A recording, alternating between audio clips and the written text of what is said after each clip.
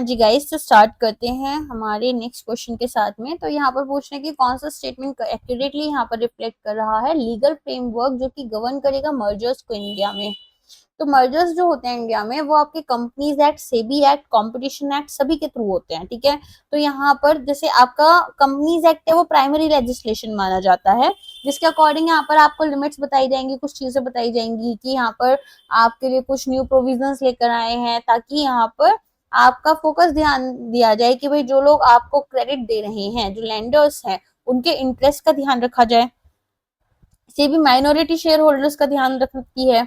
और यहाँ पर कंपटीशन एक्ट जो है वो देखता है कि भाई मार्केट में बहुत ज्यादा कंपटीशन आपका रिड्यूस ना हो जाए, ऐसा कुछ ना हो जाए कि यहाँ पर बहुत ज्यादा कंपटीशन रिडक्शन आपको देखने के लिए मिले।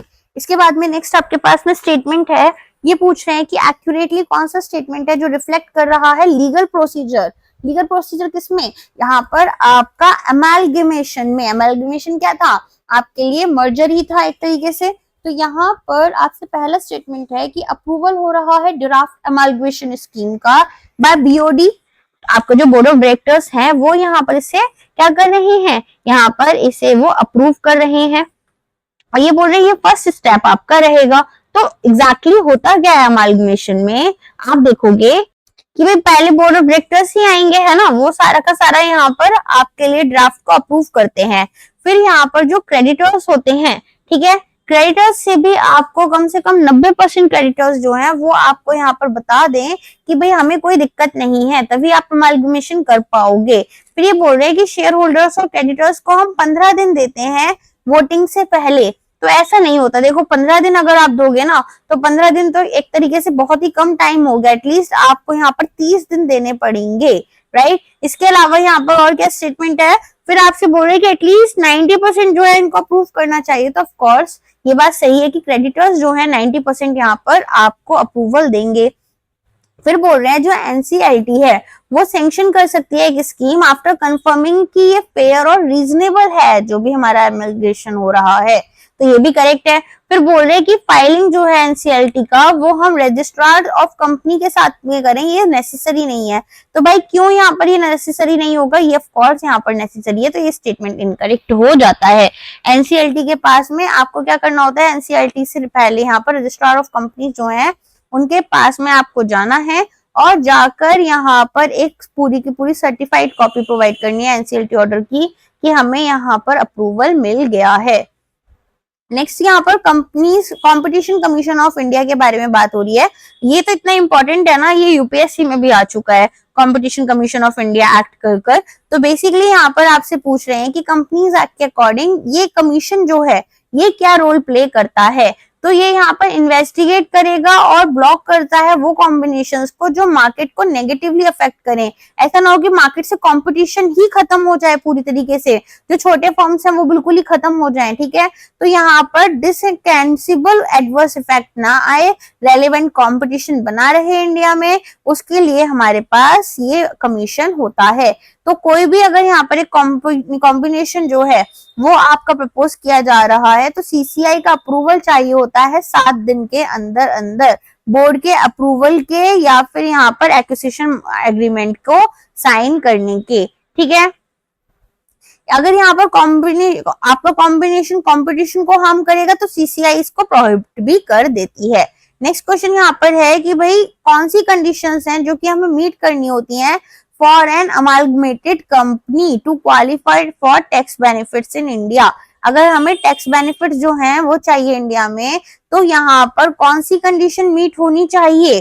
तो जितनी भी आपकी एसेट्स और लाइबिलिटीज हैं, ठीक है, वो आपकी यहाँ पर ट्रांसफर हो जानी चाहिए और 75% जो शेयर होल्डर्स हैं वो यहाँ पर अमालगमेटेड कंपनी के शेयर होल्डर रहेंगे, ठीक है।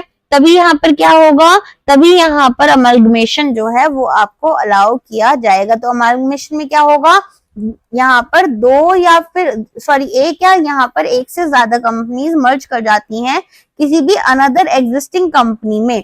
और यहाँ पर आप क्या देखोगे कि अमालगमेटेड कंपनी जो है वो एलिजिबल होती है टैक्स बेनिफिट्स के लिए अगर यहाँ पर सभी जो एसेट्स हैं और लाइबिलिटीज हैं वो अमालगमेटेड कंपनी के एसेट और लाइबिलिटी बनेंगे। दूसरा यहाँ पर आपको देखना है कि 75% इन वैल्यू जो हमारे शेयर होल्डर्स हैं, ठीक है ना, वो यहाँ पर अमालगमेटेड कंपनी के भी शेयर होल्डर बने रहेंगे। इसके अलावा जो बेनिफिट्स हैं ये हमारे केवल और केवल तभी मिलते हैं जब अमालगमेटेड कंपनी जो है वो हमारी कौन है, वो इंडियन कंपनी है। और जो टैक्स बेनिफिट्स हैं उसमें आपकी एबिलिटी आती है कि आप अनएब्जॉर्ब डिडक्शंस को एब्जॉर्ब कर सकते हो, क्लेम कर सकते हो। ठीक है, जैसे कि आपने कोई इन्वेस्टमेंट की थी साइंटिफिक रिसर्च में, तो वो आपकी अभी शो नहीं कर रही है लेकिन आपकी इन्वेस्टमेंट हो रखी है, तो वो आपको यहाँ पर मिल जानी चाहिए। एक्विजिशन आपके इंटेलेक्चुअल प्रॉपर्टीज का, लाइसेंसिंग कॉस्ट, डेप्रिसिएशन यहाँ पर है, कैरी फॉरवर्ड किया गया है लॉसेस को या डेप्रिसिएशन को। स्टैम्प ड्यूटी लॉस जो है वो भी यहाँ पर आपकी अप्लाई होती हैं और ये स्टेट बाई वेरी करती हैं। जैसे कि भाई हर एक स्टेट का अपना अलग ही यहाँ पर लैंड जो है वो स्टेट लिस्ट में आती है, तो यहाँ पर हर एक स्टेट की अपनी खुद की पॉलिसीज होती हैं, उनके खुद के लेजिस्लेशन होते हैं, अकॉर्डिंगली हमें इसको फॉलो करना होता है। अदरवाइज हम इंडियन स्टैम्प एक्ट जो है उसे फॉलो कर लेते हैं। अब यहाँ पर बात हो रही है आपसे अकाउंटिंग स्टैंडर्ड्स जो हैं, उसमें इंडियन अकाउंटिंग स्टैंडर्ड 103 की कि भाई एक्विजिशन मेथड जो है, ठीक है, वो किस तरीके से पूलिंग ऑफ इन्वेस्टमेंट से इंटरेस्ट से अलग है।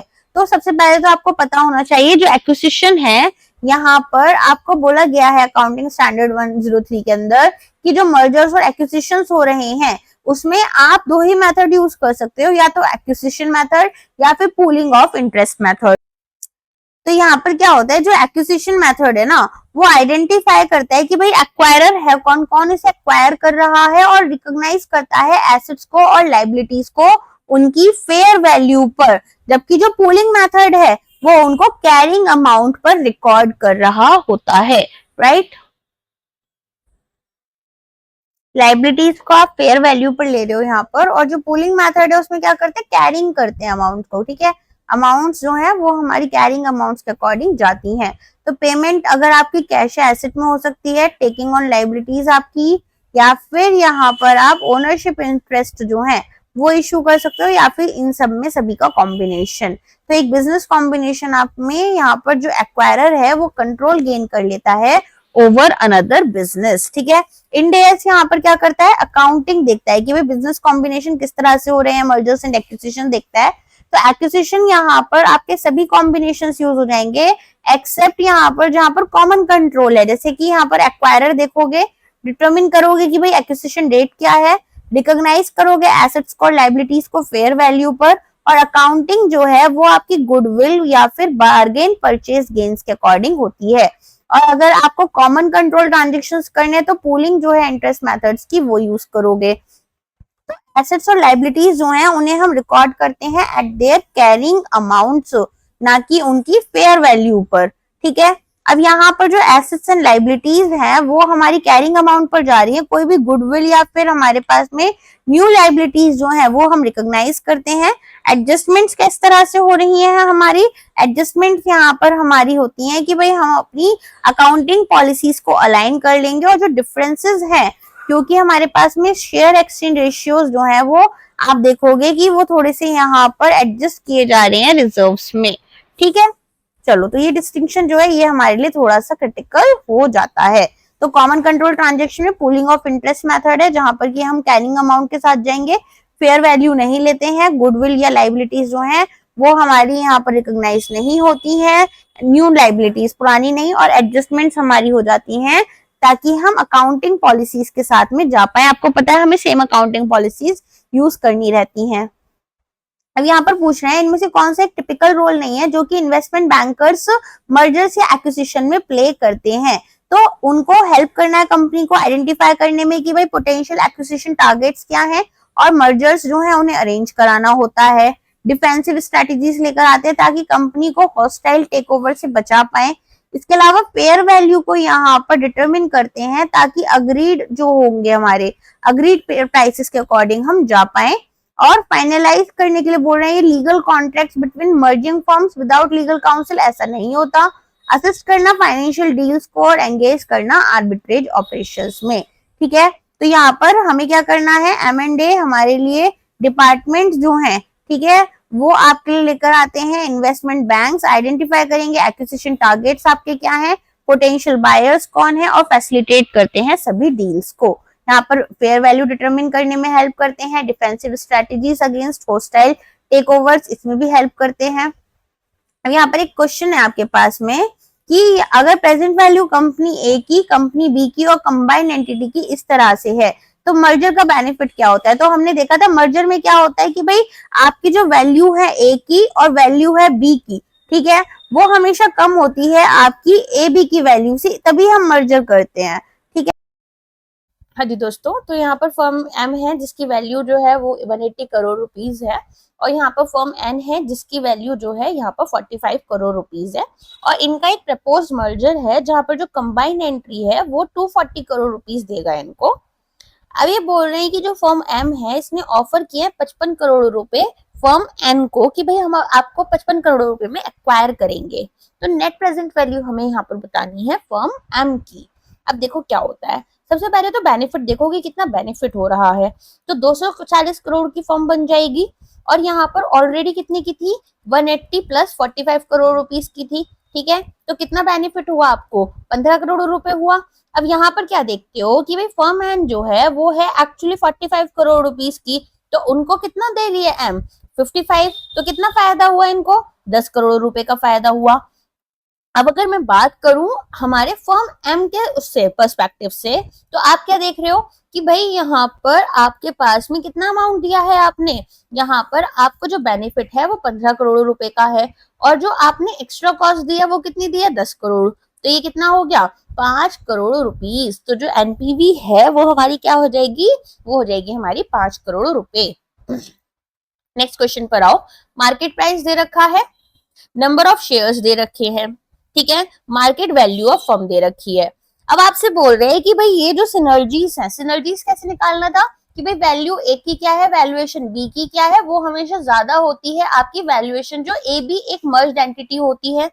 तो यहाँ पर जो मर्जर है वो सिनर्जीज बना रहा है 2 करोड़ रुपए की, और आप देखोगे जब फर्म एक्स है, फर्म एक्स ने यहाँ पर 4 लाख शेयर्स अपने दिए हैं, किसको, फर्म वाई को, ठीक है, किसके एक्सचेंज में दिए हैं, उनके जितने भी शेयर्स थे उनके एक्सचेंज में।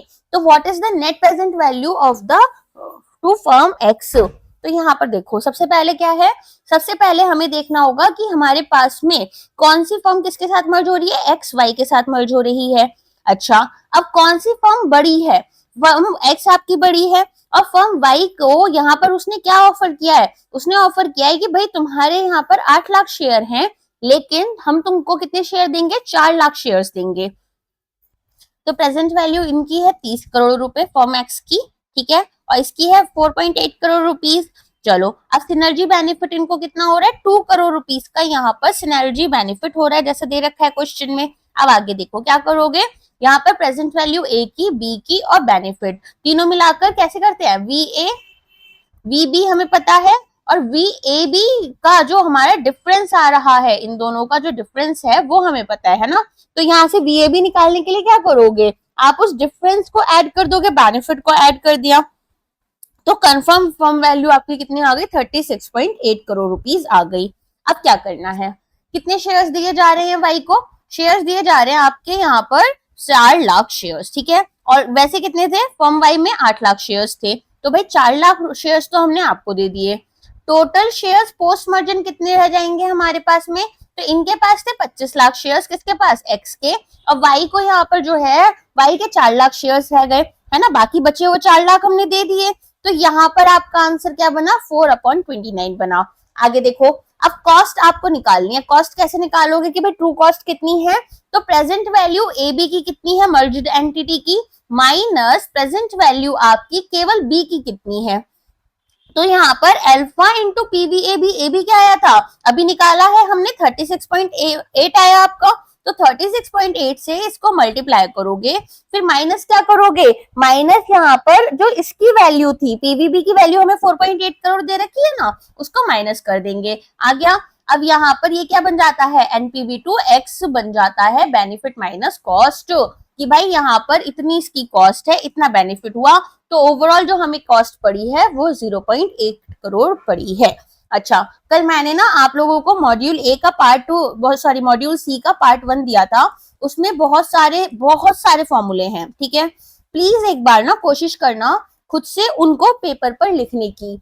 अब आप बोलोगे मैम आप पीडीएफ प्रोवाइड कर दो, देखो मैं प्रोवाइड कर दूंगी, बट जब हम कोई चीज लिखते हैं ना और लिखकर याद हो जाती है वो, तो थोड़ा सा हो सकता है 10 मिनट आपको खुद की मेहनत से ज्यादा लगे, बट मेहनत करने से ना चीजें याद हो जाएंगी। और ये बहुत शेयर्स जो है हमारे लिए इंपॉर्टेंट होते हैं, ये रेशियोज हमारे लिए बहुत इंपॉर्टेंट होते हैं। जैसे ईवी इबिडिटा हो गया, तो इबिडिटा अपने आप में बहुत इंपॉर्टेंट है, और ईवी इबिडिटा, अगर पीई रेशियो की बात करूं, बहुत इंपॉर्टेंट है ये। तो थोड़ा सा प्लीज अपने आप से ना मेहनत कर लेना। चलो अब नेक्स्ट क्वेश्चन पर आते हैं। ये पूछ रहे हैं कि कौन से स्टेटमेंट एक्यूरेटली रिफ्लेक्ट करे एक कंसिडरेशन जब हम कैश और स्टॉक के बीच में चूज कर रहे हैं as compensation in a merger और एक्विजिशन।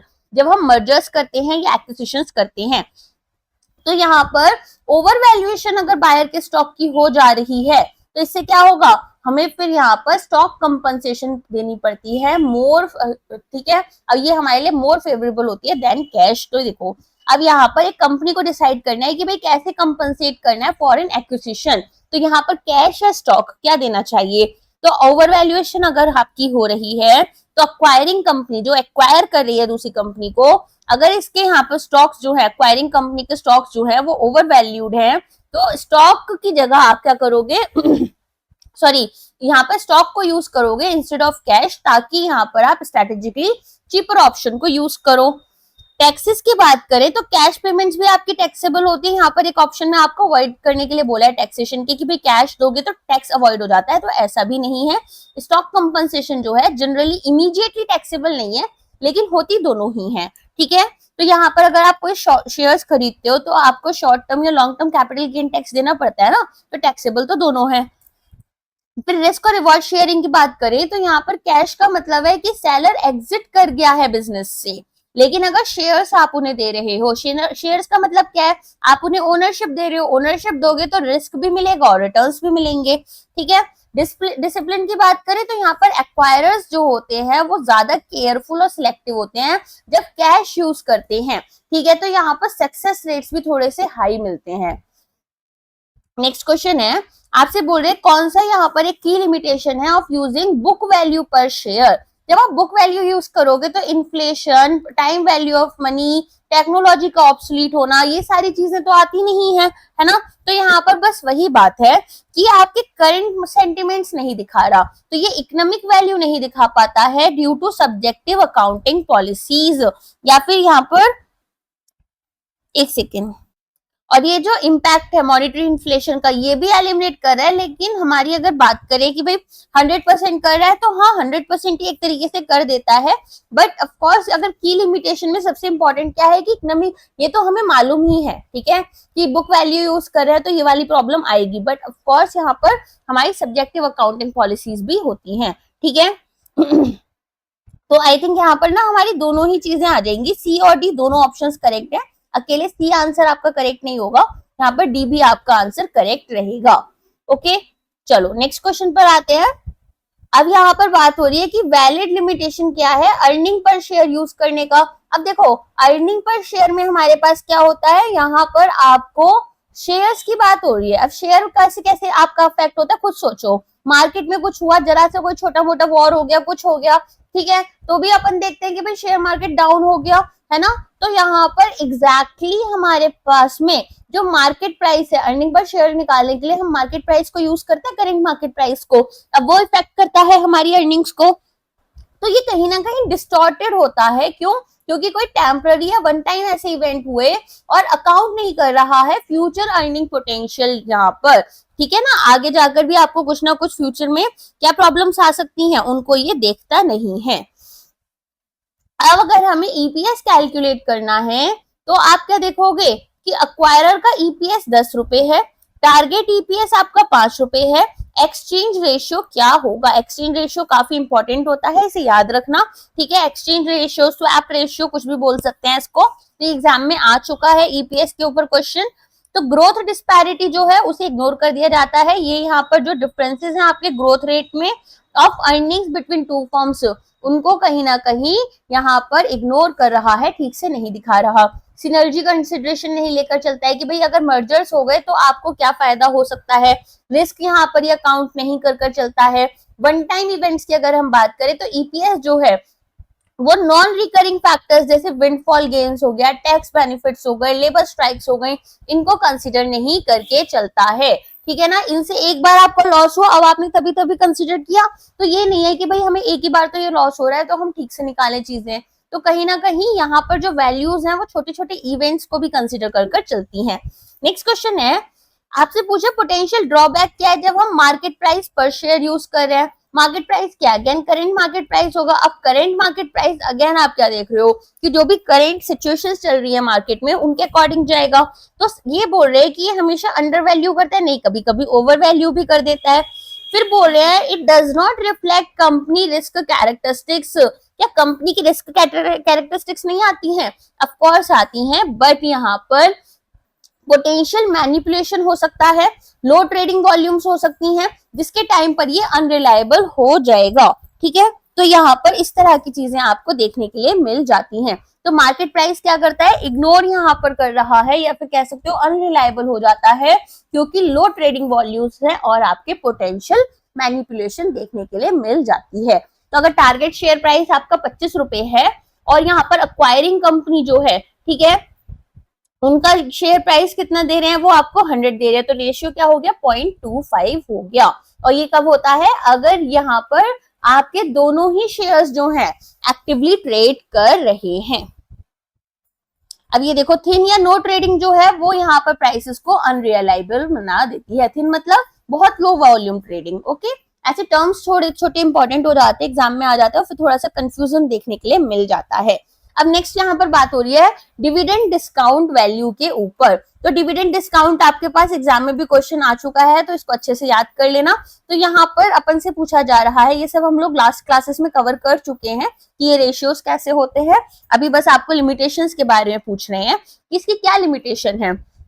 तो अगर हम डिविडेंड्स की बात करें तो भाई फ्यूचर में कंपनी कैसा परफॉर्म कर रही है हम वो प्रोजेक्ट कर रहे हैं। अब इसमें भी हम क्या लेकर चलते हैं कि कांस्टेंट ग्रोथ रेट रहेगी, क्या ऐसा जरूरी है।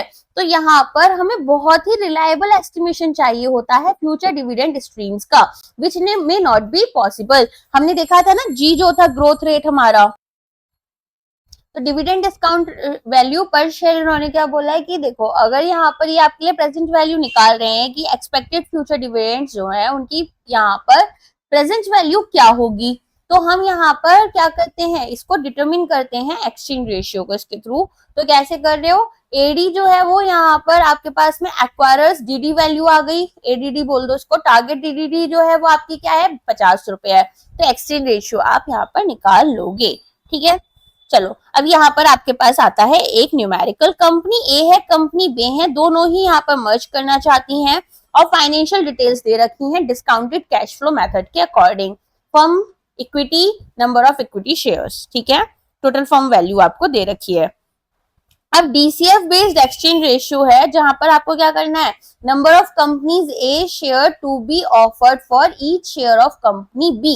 यहाँ पर हम क्या कर रहे हैं, यहाँ पर हम बता रहे हैं कि कितने शेयर्स हम यहाँ पर ऑफर करेंगे कंपनी ए के, जब यहाँ पर हमारे साथ किसके क्या कर रहे हैं, मर्जर कर रहे हैं बी के साथ में, तो वो आपको बताना है। तो डीसीएफ एक्सचेंज रेशियो के लिए कैसे करोगे, पहले तो फर्म वैल्यू कितनी है उसमें से डेट को माइनस करोगे, फिर यहाँ पर नंबर ऑफ इक्विटी शेयर्स देखोगे कि भाई कितने इक्विटी शेयर्स आपके पास हैं। तो यही है आपके पास में 10 करोड़, यहाँ पर ये है आपके पास में 4 करोड़। ठीक है, तो फर्म वैल्यू आपकी 800 है, 200 अपॉन 10 आ गया। अब कंपनी ए जो है इसके लिए आपके पास डीसीएफ वैल्यू पर शेयर आ गई। अब कंपनी बी के लिए भी सेम वे में निकाल लिया। अब क्या करोगे इसके बाद में कंपनी बी के जो डीसीएफ वैल्यू पर शेयर है 45 अपॉन यहाँ पर कंपनी ए के शेयर जो हैं उनको डिवाइड कर देते हो, तो आपका एक्सचेंज रेशियो आ जाता है। नेक्स्ट क्वेश्चन है, अगर आपको एक डिवीजन या फिर एक प्लांट जो है वो परचेज करना है, तो how is the value of such an acquisition typically determined. तो आपको क्या करना पड़ेगा, आपको यहाँ पर एक डिवीजन या फिर एक प्लांट को परचेज करना है और such an acquisition is typically determined, यहाँ पर वैल्यू डिटरमिन करनी है। तो कैसे करेंगे, सबसे पहले तो आप फ्यूचर बेनिफिट्स को एस्टिमेट करोगे कि भाई फ्री कैश फ्लो आपका कितना है, प्लस यहाँ पर होराइजन वैल्यू आपकी कितनी रहेगी, और डिस्काउंट करोगे उनको अपॉर्चुनिटी कॉस्ट ऑफ कैपिटल से कि भाई इसको हम कहीं और लगाते कैपिटल को तो हमें कितने बेनिफिट्स मिल जाते। ठीक है, तो इस तरीके से हम इसको करते हुए चलते हैं। अच्छा, अब होराइजन में भी ना हम कैसी वैल्यू लेते हैं, होराइजन वैल्यू में भी हम यहाँ पर लॉन्ग टर्म होराइजन वैल्यू देखते हैं और short term free cash flows देख रहे होते हैं।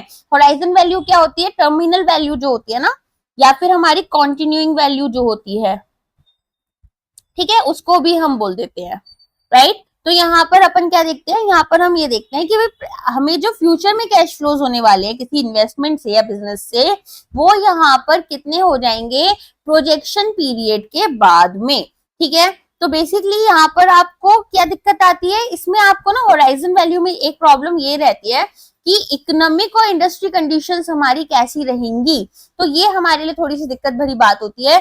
इसीलिए हम क्या करते हैं, यहाँ पर ये देखते हैं कि बियॉन्ड अवर टर्मिनल वो क्या है वैल्यू, कि बियॉन्ड अवर प्रोजेक्शन हमारे पास कितना कैश फ्लो आ सकता है।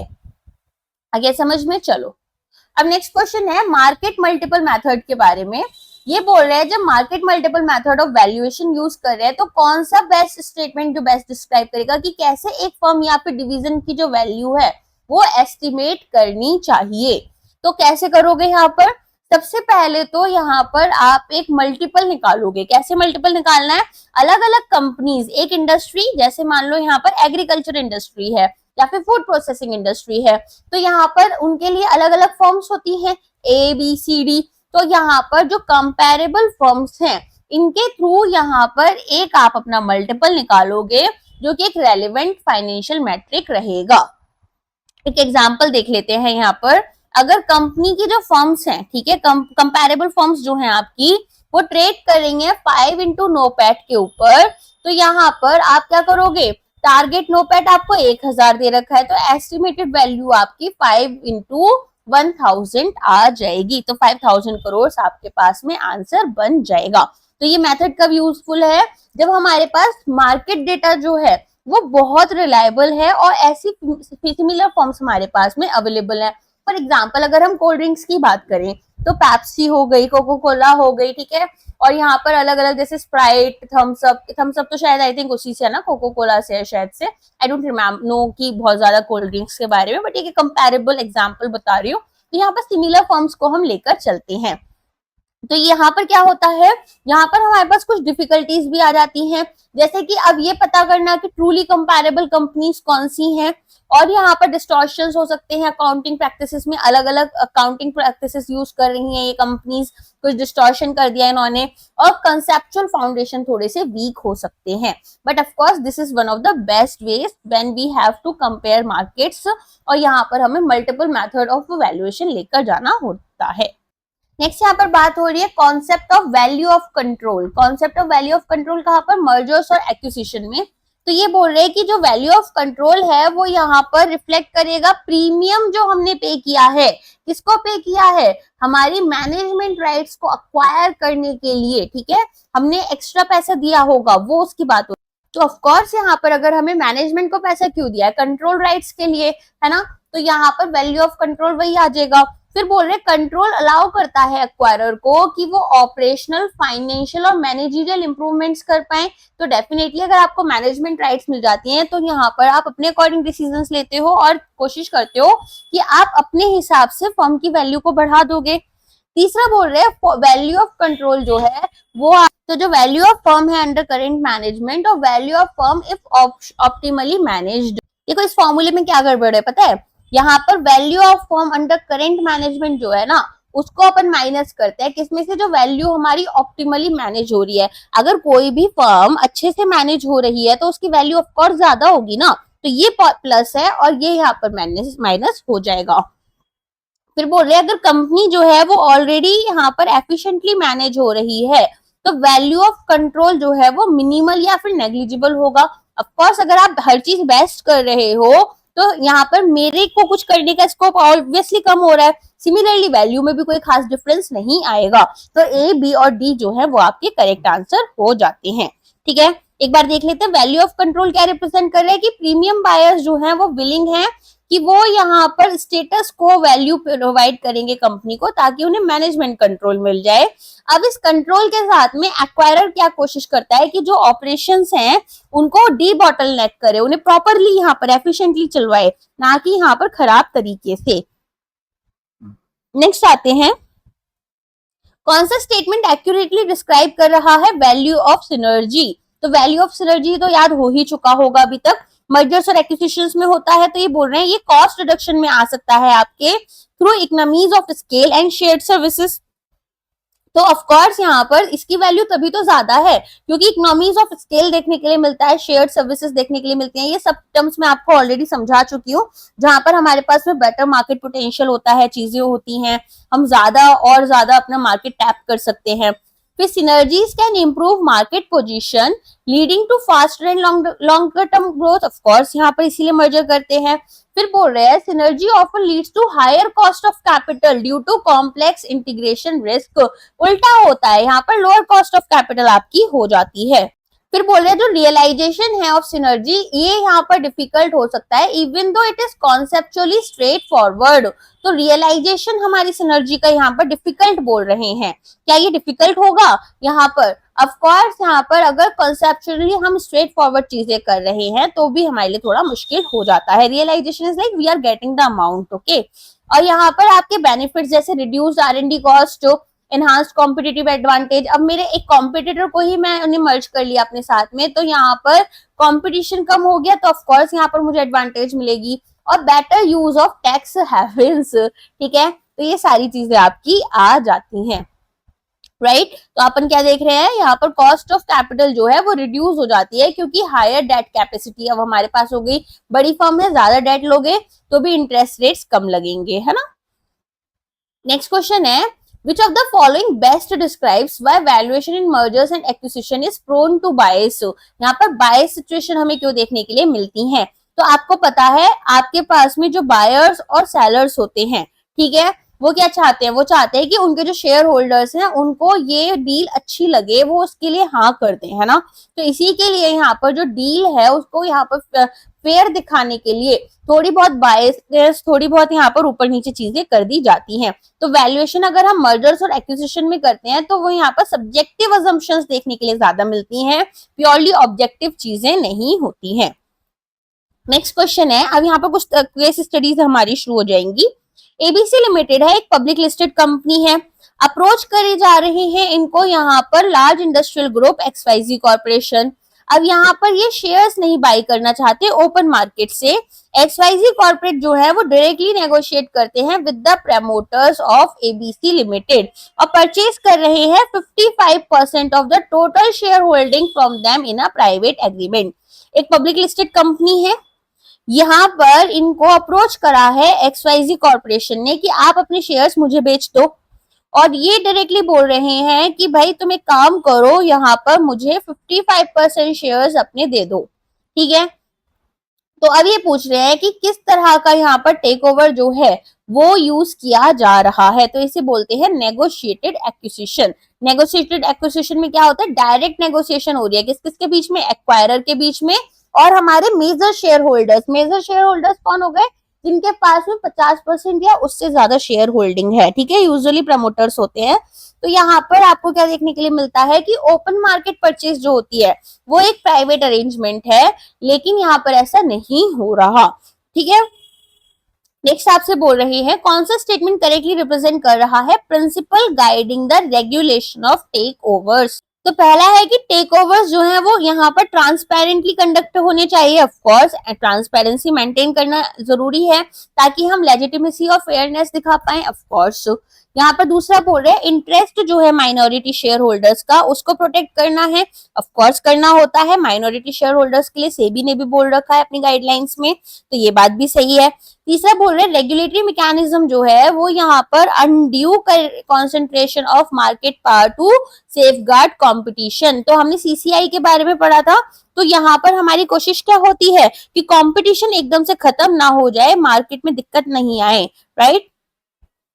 फिर इसके बाद में बोल रहे हैं only financially powerful investors should be allowed. केवल वही यहाँ पर इन्वेस्टर्स अलाउड होने चाहिए जो फाइनेंशियली पावरफुल हैं। तो ऐसा नहीं है आपके पास में, अब मान लो मेरे पास बहुत पैसे नहीं है लेकिन मैं इन्वेस्टमेंट करना चाहती हूँ, ठीक है, तो यहाँ पर मुझे भी अलाउ कर दिया जाएगा if I want to take over. अगर मैं कर सकती हूँ, मेरे पास इतना पैसा तो है कि मैं कर सकती हूँ टेक ओवर, ठीक है। एकदम ही यहाँ पर बायसनेस वाली चीज नहीं आती है। फिर ये बोल रहे हैं रियलाइजेशन जो है इकोनॉमिक गोइंग्स की, जैसे कि operational efficiency, rehabilitation of sick units, ये एक कोर जस्टिफिकेशन होता है। तो हाँ, ये तो बात सच है। आप यहाँ पर बोलते हो कि भाई ये पर्टिकुलर फर्म जो है वो अच्छे से काम नहीं कर रही है तो हमने इसीलिए टेक ओवर किया है, तो इस तरह की बातें एकदम सच है। तो ए बी सी एंड ई आपका करेक्ट हो जाएगा, डी यहाँ पर इनकरेक्ट हो जाता है। नेक्स्ट क्वेश्चन यहाँ पर सेबी के टेक ओवर कोड के बारे में हो रही है। सेबी का अपना टेक ओवर कोड है, तो यहाँ पर पूछ रही है कि कौन से स्टेटमेंट्स आपके करेक्ट हैं। तो पहला बोल रहे हैं टेक ओवर कोड मतलब कि अगर आपको टेक ओवर करना है तो इन गाइडलाइंस को फॉलो करना है। पहला बोल रहे हैं एक्वायरर जो है इनकी शेयर होल्डिंग, अगर किसी भी एक एक्वायरर की शेयर होल्डिंग यहाँ पर 5% से ज्यादा है तो इनको डिस्क्लोज करनी है acquisition to both the company and stock exchange, दोनों को बताना पड़ेगा। ठीक है, एकदम करेक्ट बात है। फिर ये बोल रहे हैं अगर एक पब्लिक ऑफर आ रहा है, ठीक है, तो यहाँ पर आपके लिए मैंडेटरी है कि आपको एक पब्लिक ऑफर देना है once an acquirers total holding reaches और crosses 25% of a company share. Acquirer का यहाँ पर 25% से ज्यादा का शेयर होल्डिंग हो जा रहा है या 25% हो जा रहा है तो आपको पब्लिक ऑफर करना ही पड़ेगा। एक्वायरर को बोला है कि आपको एक ओपन करना पड़ेगा एस्क्रो अकाउंट, ऑफ कोर्स यहाँ पर करना होगा, और डिपॉजिट करने 100% ऑफ द ऑफर कंसिडरेशन। देखो 100% नहीं करने होते हैं, यहाँ पर लिमिट्स होती हैं। अभी मैं आपको बताऊंगी कि यहाँ पर किस तरह की लिमिट्स होती है। तो आपको अलग अलग लिमिट्स दे दी जाती है कि एक 25% की होती है, एक 10% की, एक 50% की।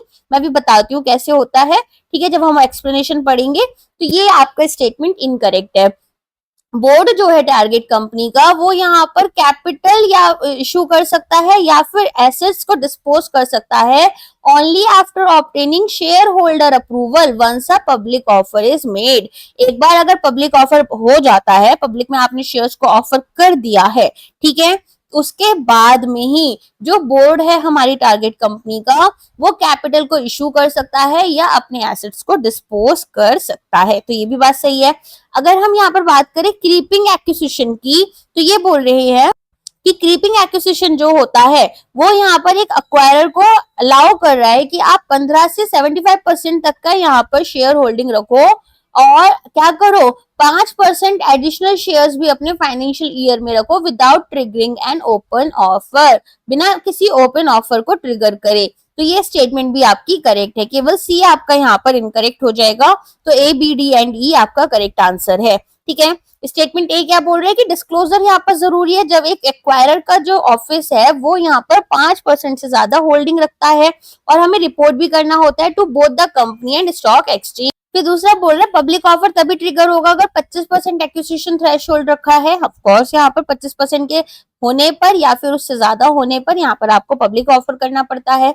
स्टेटमेंट सी देखो अब क्या गलत था, केवल यहाँ पर एक ही पोर्शन आपको जो अमाउंट आपको मिल रही है ना, कंसिडरेशन जो है अमाउंट को ही बोल रहे हैं, जो अमाउंट है हमारी उसका एक हिस्सा ही आपको एस्क्रो अकाउंट में रखना है। अब वो कितना हो सकता है, अगर 100 करोड़ का एक्विजिशन है तो 25% तक का अमाउंट जाएगा, अगर 100 करोड़ से ज्यादा का है तो 10% अमाउंट जाएगा, और यहाँ पर अगर मिनिमम लेवल जो है, ठीक है, यहाँ पर है एक्सेप्टेंस कंडीशन की तो 50% तक जाएगा, तो 100% कहीं भी नहीं आता।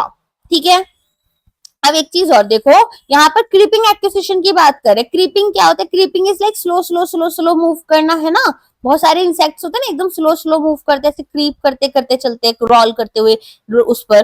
तो यहाँ पर क्रीपिंग का भी वही मतलब है कि आप धीरे धीरे धीरे धीरे एक कंपनी के जो शेयर्स हैं उन्हें एक्वायर कर रहे हो, एक साथ नहीं कर रहे हो।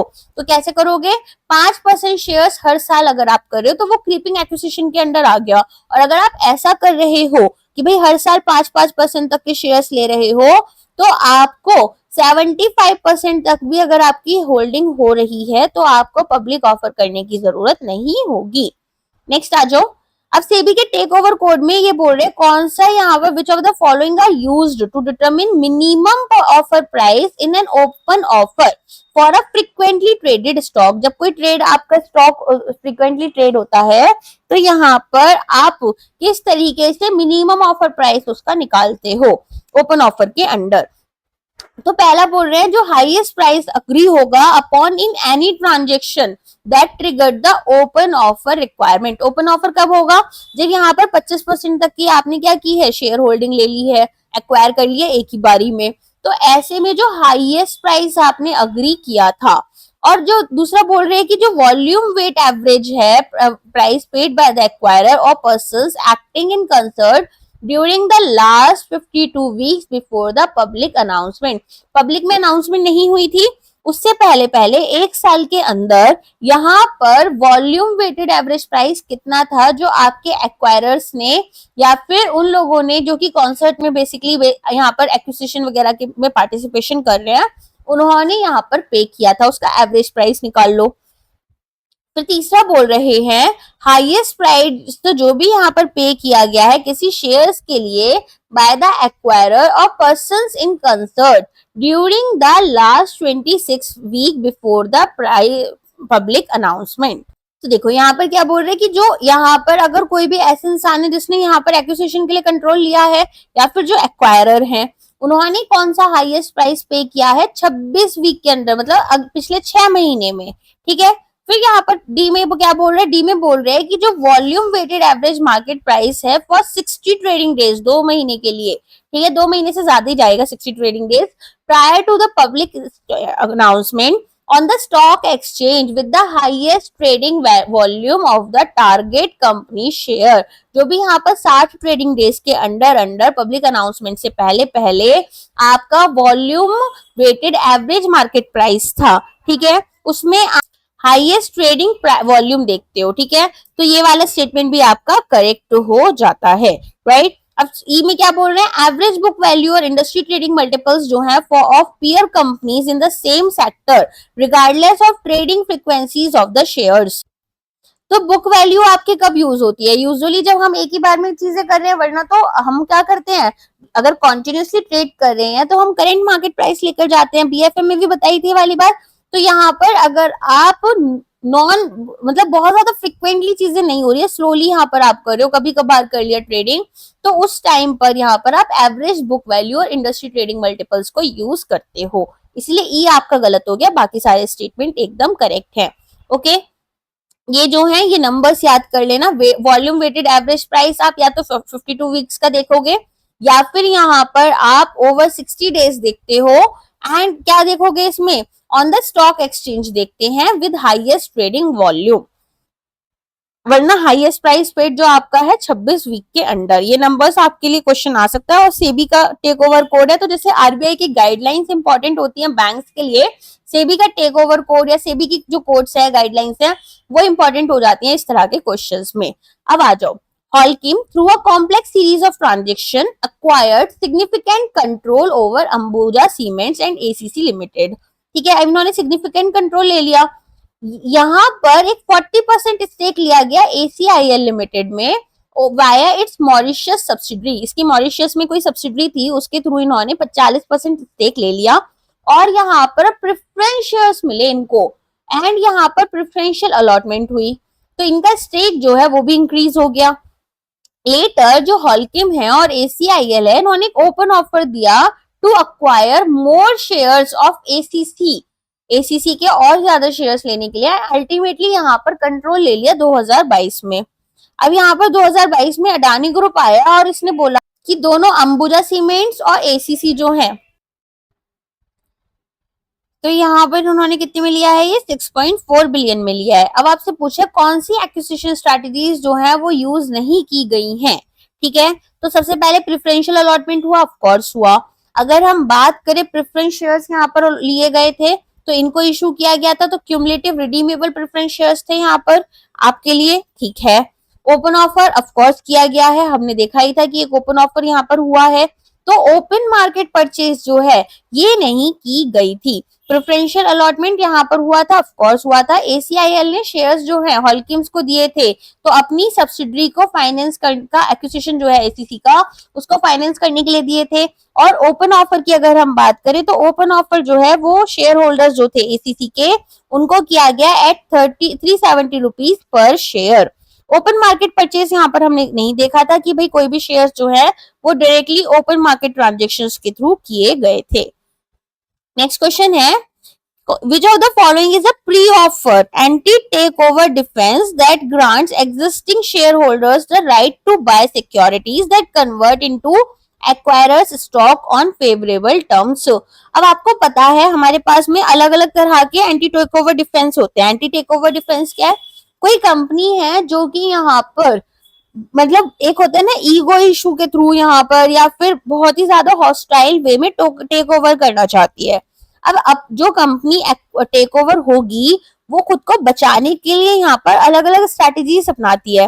तो उसमें से आपको पूछा है कि pre offer anti take over defence यहाँ पर कौन सा होगा। तो ये होता है पॉइजन पिल। पॉइजन पिल क्या है? जहर को मारने के लिए जहर ही आता है काम, समथिंग लाइक दैट ऐसे होता है ना, जहर काटने के लिए जहर ही काम आता है। तो वो वाली चीज यहाँ पर होती है पॉइजन पिल। ठीक है, तो आप क्या करते हो, आप यहाँ पर अपने डेट निकाल देते हो, अलग अलग तरह की सिक्योरिटीज निकाल देते हो जिनको एक्वायरर यहाँ पर परचेज कर लेता है या कोई और कंपनी कर लेती है। तो एग्जिस्टिंग शेयर होल्डर्स जो हैं उनको राइट दे देते हैं कि आप या तो बॉन्ड्स हमसे ले लो या फिर प्रेफरेंस शेयर्स ले लो, जिनको आप लेटर यहाँ पर कन्वर्ट कर सकते हो एक्वायरिंग कंपनी के स्टॉक्स में ऑन हाईली फेवरेबल टर्म्स। ठीक है, फिर यहाँ पर पैकमेन डिफेंस था। ये होता है पोस्ट ऑफर स्ट्रैटेजी जहां पर टारगेट फर्म क्या करती है, काउंटर करती है by bidding for the acquirer. ये क्या कर रहे हैं, ये बिडिंग कर रहे हैं एक्वायरर के लिए। ठीक है, ग्रीन मेल में क्या होता है, पोस्ट ऑफर टैक्टिक अगेन। ये यहाँ पर आप एक प्रीमियम बाईबैक ऑफ शेयर्स जो है वो इन्वॉल्व कर लेते हो फ्रॉम होस्टाइल बिडर। जो भी यहाँ पर जिसने भी बिडिंग की थी, जिसने भी आपके शेयर्स लेने हैं, आप क्या करोगे, इनसे वापस अपने शेयर्स बाई बैक कर लेते हो, परचेज कर लेते हो। ये होता है greenmail. Crown jewel sale में क्या होगा, यहाँ पर पोस्ट ऑफर सेल है वैल्यूएबल एसेट्स की to make the target company less attractive. यहाँ पर आप अपने जो भी वैल्यूएबल एसेट्स हैं, ठीक है, उनको यहाँ पर बेचने की बात कर देते हो ताकि यहाँ पर टारगेट कंपनी लेस अट्रैक्टिव रहे। एक बार इसका पूरे का पूरा एक वो ले लो स्क्रीनशॉट, क्योंकि इसमें जो क्वेश्चन आएगा ना वो या तो आपको केस स्टडी बेस आ जाएगा या फिर यहाँ पर मैच द फॉलोइंग टाइप्स का आ जाएगा। ठीक है, अब आ जाओ leverage buy out. Leverage buy out कल बताया था आपको कि अगर ए को यहाँ पर बी को एक्वायर करना है तो ए पहले लोन लेता है, लोन लेकर यहाँ पर बी के जो शेयर्स है उन्हें खरीदता है, बी का जो प्रॉफिट है उसी से अपना लोन वापस करता है। तो यहाँ पर पूछ रहे हैं इनमें से कौन सी एक टिपिकली कैरेक्टरिस्टिक नहीं है गुड लेवरेज बाई आउट की। तो सबसे पहले बोल रहे हैं स्ट्रॉन्ग और कंसिस्टेंट कैश फ्लोज ऑफकोर्स चाहिए, तभी हो सकता है। हाई कैपिटल एक्सपेंडिचर अगर आप करोगे तो फिर पैसा उतना जल्दी निकलना मुश्किल होगा, तो बी जो है वही एक कैरेक्टरिस्टिक नहीं होगी। कैपेबल मैनेजमेंट टीम अच्छी होनी चाहिए, ऑपरेशन सारे एफिशिएंटली होने चाहिए। ठीक है, और ऑपरेशनल इंप्रूवमेंट का पोटेंशियल होना चाहिए ताकि आप बी से और बेहतर यहाँ पर प्रॉफिट जनरेट कर पाओ। तो स्ट्रॉन्ग मैनेजमेंट टीम, प्रेडिक्टेबल और stable cash flows, low capital expenditure requirements, operational efficiency improvements होनी चाहिए, यहाँ पर पोटेंशियल होना चाहिए कि हम कर पाए, और नॉन कोर और एसेट्स जो हैं वो हम यहाँ पर बेच पाए। क्लियर और इजी एग्जिट अपॉर्चुनिटीज होनी चाहिए। एग्जिट अपॉर्चुनिटीज क्या होती है कि किसी कंपनी में आपने शेयर होल्डिंग की है, अब आप उसको यहाँ पर अपने साथ में नहीं रखना चाहते हो शेयर्स को, या फिर इस कंपनी के साथ और नहीं रहना चाहते, तो एग्जिट स्ट्रैटेजी रहती है। नेक्स्ट यहाँ पर 2000 में टाटा टी है, एक रिलेटिवली स्मॉलर इंडियन कंपनी जिसने हेडलाइंस बनाई कैसे, बाय एक्वायरिंग टेटले टी, एक much larger UK based brand है for $450 million. Despite Tata teas net worth being only $114 million. Tata tea की नेटवर्थ कितनी है, केवल और केवल 114 मिलियन है। लेकिन यहाँ पर क्या हुआ, इन्होंने एक्वायर करा टेटले टी को, जो कि यहाँ पर कितना है 450 मिलियन का। अब एक्विजिशन में first major Indian leverage buy out देखने के लिए मिला। लेवरेज इंडियन बाई आउट मतलब कि भाई यहाँ पर हम इन्होंने लोन वगैरह ही लिया होगा, इनके पास तो इतना पैसा है नहीं, तो ये बोल रहे हैं जहां पर बोरोड फंड जो है वो यहाँ पर डील को फाइनेंस करने में यूज हुए। तो who made the Tata tea Tetley acquisition a classic example, what made it, who नहीं what made it. Of course यहाँ पर आपने डेट लिया होगा, स्टॉक स्वैपिंग तो हो नहीं सकती बड़ी कंपनी को छोटी कंपनी के साथ में। टाटा टी पहले ही यहाँ पर मेजर शेयर होल्डर थी, ऐसा भी कुछ नहीं था। टेटले ने इनिशिएट किया था एक्विजिशन, तो ऐसा भी नहीं था ताकि इंडियन मार्केट में एक्वायर करें। ये क्या था, यहाँ पर डेट के थ्रू हुआ है एक्विजिशन, राइट। चलो, डेट फाइनेंस एक्विजिशन होता है, कोई प्रायर ओनरशिप नहीं थी, इंडियन इनिशिएटेड नहीं था, इंडिया ने उन्होंने टेटले ने इनिशिएट नहीं किया था एक्विजिशन, इंडिया ने इनिशिएट किया था। ओके इसके बाद में नेक्स्ट आपसे पूछ रहे हैं एक्विजिशन फाइनेंसिंग से रिलेटेड इंडिया में कौन सा स्टेटमेंट यहाँ पर करेक्ट होगा। तो एक्विजिशन फाइनेंसिंग के लिए पहला स्टेटमेंट है कि often routed through a special purpose entity or a overseas subsidiary of acquiring Indian company। तो ऑफ कोर्स यहाँ पर आपको फाइनेंसेस अलग अलग तरह से मिलते हैं, तो यहाँ पर स्पेशल पर्पस एंटिटी के थ्रू या फिर आपने किसी ओवरसीज सब्सिडरी से ले लिया, ठीक है। फिर दूसरा बोल रहे हैं इंटरनेशनल फाइनेंशियल इंस्टीट्यूशंस जो हैं वो भी फाइनेंसिंग में एक्सटेंड करते हैं on the basis of guarantees provided. Indian parent company है, उसने गारंटीज प्रोवाइड की और आपने उसके थ्रू यहाँ पर इंटरनेशनल फाइनेंशियल इंस्टीट्यूशंस को जाकर बात किया और अपने लिए डील जो है उसमें फाइनेंस जो है इन्होंने, देखो क्या हुआ कि यहाँ पर मान लो एडीबी बैंक है, अब एडीबी ने बोला कि ठीक है तुम मुझे गारंटी दिलवा दो मैं तुम्हें पैसा दे दूंगा, तो इन्होंने पैसा दिया और हमने यहाँ पर एक्विजिशन कर लिया और इंडियन कंपनी जो है इंडियन पेरेंट कंपनी उसने अपनी गारंटी प्रोवाइड कर दी। अब कोई किसी का भाई भतीजा तो लग नहीं रहा ना कि वो आपके लिए ये सब करके देंगे, सारी चीजें पैसों के ऊपर ही जाती हैं, ठीक है। फिर ये बोल रहे जो कॉस्ट ऑफ एक्विजिशन फाइनेंस है वो यहाँ पर इन्फ्लुएंस होती है by the credit worth of the target company and structure of debt involve.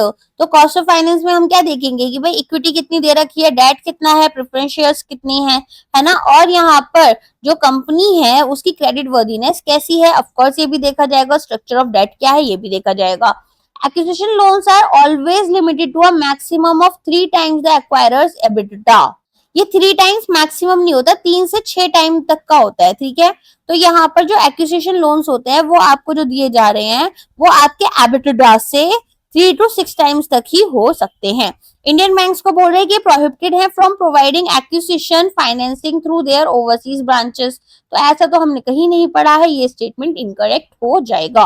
तो सी में क्या है कि भाई लोन अमाउंट जो है वो आपकी 3 to 6 टाइम्स ऑफ एबिटा आ जाती है और ये स्ट्रिक्टली कैप नहीं होती है। यहाँ पर पांचवा स्टेटमेंट था आपका कि इंडियन बैंक्स जो हैं उनकी ओवरसीज ब्रांचेस एक्टिवली इन्वॉल्व हैं एक्विजिशन फाइनेंसिंग प्रोवाइड करने में। नेक्स्ट यहाँ पर टाटा मोटर्स की बात हो रही है। टाटा मोटर्स ने एक्वायर करा था जैगवार को और लैंड रोवर को Jaguar and land rover from Ford. Ford से यहाँ पर किया था, ये सब कहानियां तो आपने सुनी रखी होंगी पूरी, for 2.3 billion in all cash deal. Acquisition came just before the global recession hit and Tata Motors reported a loss of 2,500 crore in financial year 2009। JLR और टाटा मोटर्स ने इनिशियली यहाँ पर इंटीग्रेशन चैलेंजेस फेस किए क्योंकि distinct markets थे, operations थे और business models भी बहुत अलग थे। हाउएवर एक स्ट्रेटेजिक मैनेजमेंट सपोर्ट यहाँ पर हुआ, कैश फ्लो इंप्रूवमेंट्स हुए और सिग्निफिकेंट इन्वेस्टमेंट की गई रिसर्च एंड डेवलपमेंट में और प्रोडक्ट डेवलपमेंट में। JLR जो था वो eventually turned around into a profitable and expending business, यहाँ बेहतर बिजनेस बन गया। तो पूछ रहे हैं what strategic approach taken by Tata Motors most significantly contributed to the long term success. क्या ऐसा किया था इन्होंने, तो यहाँ पर इन्होंने क्या किया था, सबसे पहले तो ना जैगवार और लैंड रोवर्स का ऑटोनॉमी जो था उसको प्रिजर्व करा और यहाँ पर कैपिटल इंजेक्शन करा थोड़ा सा और ऑपरेशनल सपोर्ट भी प्रोवाइड करा। आप देख लो ना कैसे कैसे किया है। तो इन्होंने स्ट्रेटेजिक मैनेजमेंट सपोर्ट दिया, कैश फ्लो इंप्रूवमेंट्स हुए और सिग्निफिकेंट इन्वेस्टमेंट्स भी की थी ताकि यहाँ पर बेहतर कर पाए, राइट। तो यहाँ पर रिस्पेक्ट हुई, इन्होंने रिप्लेस नहीं किया जेएलआर की लीडरशिप को, रिप्लेसमेंट की कहीं पर भी बात हुई है नहीं, स्ट्रेटेजिक मैनेजमेंट सपोर्ट प्रोवाइड किया है, यहाँ पर रिप्लेसमेंट नहीं हुआ है।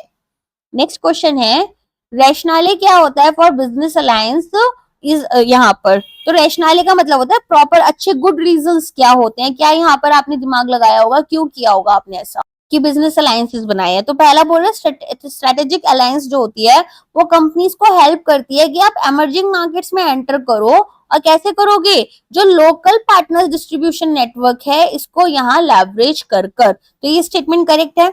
फिर दूसरा बोल रहे हैं बिजनेस अलायंसेस जो होते हैं वो कॉमनली फॉर्म होते हैं हाई टेक सेक्टर्स में ताकि यहाँ पर टेक्निकल एक्सपर्टीज को पूल कर पाए और रिस्क को शेयर कर पाए। तीसरा बोल रहे रेगुलेटरी बॉडीज जो है इंडिया में सच एज सेबी या फिर आरबीआई वो यहाँ पर मर्जर्स को ज्यादा फेवरेबल वे में देखती हैं देन जॉइंट वेंचर्स, ठीक है। तो आपने कभी ऐसा देखा है कि सेबी या आरबीआई जो है वो मर्जर्स को ज्यादा फेवरेबल वो देखती है वे में? नहीं, हमने तो ज्यादातर जो बात की है वो होली ओन्ड सब्सिडरी या फिर हमने जॉइंट वेंचर्स की है। तो ये स्टेटमेंट इनकरेक्ट हो गया। Strategic alliance can sometimes be a stepping stone for future acquisition और an exit strategy. ये भी बात सही है. Alliances never lead to cost saving.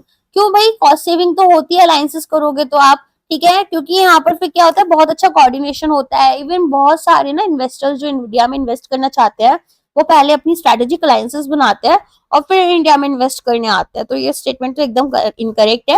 यहाँ पर आपको प्रोक्योरमेंट में हेल्प हो जाती है, ठीक है, स्ट्रीमलाइनिंग हो जाती है प्रोडक्शन की, इवन मशीनरीज वगैरह बहुत सस्ते में दे देते हैं. जॉइंट वेंचर्स जो है वो ज्यादा फेवरेबल होते हैं जैसे मैंने आपको बताया, ठीक है. चलो नेक्स्ट क्वेश्चन पर है. यहाँ पर बात हो रही है मर्जर्स और एक्विजिशंस जो है वो क्या की इनसाइट दे रहे हैं from research based collective wisdom. तो यहाँ पर बहुत सिंपल सा क्वेश्चन है ये, ऐसे बता देती हूँ. अगर हम प्राइवेट कंपनीज को एक्वायर करते हैं तो यहाँ पर हमारे पास में वैल्यू क्रिएशन स्ट्रेटेजी ज्यादा बेटर होती है देन हम अगर पब्लिक कंपनीज लाएं. पब्लिक कंपनीज ना एक तो ऑलरेडी इंडिया में ज्यादातर लॉस वॉस में चल रही होती हैं या उनका मैनेजमेंट अच्छा नहीं होता, प्लस उतना यहाँ पर स्ट्रिक्ट भी नहीं हो पाते हैं चीजों को लेकर. तो आप देखोगे एक्वायरर्स यहाँ पर ना ऑफन ओवर पे कर देते हैं. क्यों कर रहे हैं? ताकि यहाँ पर टारगेट शेयर होल्डर्स को तो फायदा हो गया, लेकिन एक्वायरर शेयर होल्डर्स को नुकसान होता है. सीईओज जो होते हैं वो इमोशनली इन्वेस्टेड होते हैं डील्स में, तो यहाँ पर रिलेक्टेंट हो जाते हैं वॉक अवे करने से. वो लोग ऐसा नहीं है कि भाई हम इस डील को करा है अब नहीं यहाँ पर वापस ले लेते हैं डील को. रिपीट थोड़ा सा ना ईगो इशू आ जाती है कि भाई न्यूज़पेपर में बात आ गई, सब जगह आ गई, अब नहीं करेंगे तो इज्जत पर आ जाएगी, ठीक है. तो इस तरह की थोड़ी बहुत चीजें देख लेना. नेक्स्ट क्वेश्चन है विनर्स कर्स. अब ऐसे टर्म्स आपको एग्जाम में बहुत आ जाते हैं, तो विनर्स कर्स के बारे में आपको बताना है कि ये क्या होता है in context of corporate acquisitions. तो विनर्स कर्स में क्या होता है, बेसिकली जब हम मर्जर्स और एक्विजिशंस कर रहे होते हैं तो कुछ एरर्स हो जाती हैं. जैसे कि यहाँ पर हमारे पास में मान लो 4-5 बिडर्स है, अब उनमें से एक बिडर ऐसा है उसने ज्यादा सोचा समझा नहीं, प्रैक्टिकली चीजें नहीं ली और यहाँ पर बहुत ज्यादा एंथुसियास्टिक होकर उनको यहाँ पर क्या मिला, बिडिंग कर ली उन्होंने और उनको मिल भी गया, लेकिन टारगेट वैल्यू बहुत ज्यादा ले गए या फिर जो रिस्क इन्वॉल्व थे उनको भी उन्होंने ध्यान नहीं दिया, तो इससे उन्हें लॉस हो जाता है. तो विन तो कर लिया आपने डील, लेकिन at the end of the day आप लूज ही कर रहे हो. क्यों? क्योंकि बिजनेस तो प्रॉफिट्स के लिए होते हैं और यहाँ पर आपको लॉस हो रहा है, ठीक है. तो एक्वायर क्या कर रहे हैं, ओवर पे कर रहे हैं for a target in a competitive bidding war. क्यों कर रहे हैं? क्योंकि यहाँ पर उनको बाद में समझ में आता है कि भाई ट्रू वैल्यू क्या है, थोड़े ज्यादा एंथुसियास्टिक होते हैं, बहुत बार ऐसी चीजें हो जाती है. तो ये 5 सिंस हैं एक्विजिशन के, जिसमें हमारे पास क्या क्या आता है, straying too far from the core business. आप क्या कर रहे हो, आपका कोर बिजनेस है उसके अराउंड यहाँ पर आप बिजनेसेस जो है एक्वायर करो तो चलो समझ आता है. जो आपकी सोच समझ से ही ऊपर है उस बिजनेस को एक्वायर कर लिया आपने. ऑब्सेशन विद द साइज, आपने देखा भाई बहुत बड़ी कंपनी है ये तो हमारे पास आ गई तो बहुत मजा आ जाएगा, ऐसा कर लिया आपने, ठीक है, हमारा नाम हो जाएगा. ड्यू डिलीजेंस का लैक हो गया, यहाँ पर आपने बहुत ज्यादा चीजों को अच्छे से चेक नहीं किया, सब ठीक है. फिर यहाँ पर ओवर पे कर दिया आपने, विनर्स कर्स इसको बोलते हैं, और फेलियर टू इंटीग्रेट प्रॉपरली. ये 5 आपके पास है. अब आती है बात स्प्लिट अप की कि भाई स्प्लिट अप क्या होता है कॉर्पोरेट रीस्ट्रक्चरिंग में. तो स्प्लिट अप में क्या होता है ना, मान लो एक बड़ी कंपनी थी, ठीक है, इसके 4-5 अलग अलग बिजनेस लाइंस थी. अब ये सारी लाइंस अलग अलग काम कर रही हैं और इनके नाम वगैरह भी अलग अलग हो चुके हैं, और जो मेन कंपनी थी वो अब यहाँ पर एग्जिस्ट नहीं करती. एक एग्जांपल दे देती हूँ, मान लो कि यहाँ पर आपके पास रिलायंस है. अब रिलायंस के अलग अलग बिजनेस हैं, अब वो सारे बिजनेस अलग अलग लोगों ने एक्वायर कर लिया और रिलायंस जो मेन एज एन ऑर्गेनाइजेशन थी वो गायब हो गई, ठीक है. तो यहाँ पर क्या होगा, एक कंपनी जो है उसको डिवाइड किया था हमने मल्टीपल इंडिपेंडेंट कंपनीज में, और जो ओरिजिनल कंपनी है वो अब एग्जिस्ट ही नहीं करती, सीज हो गई है. सीज मतलब बंद हो जाना, ठीक है, now it doesn't exist.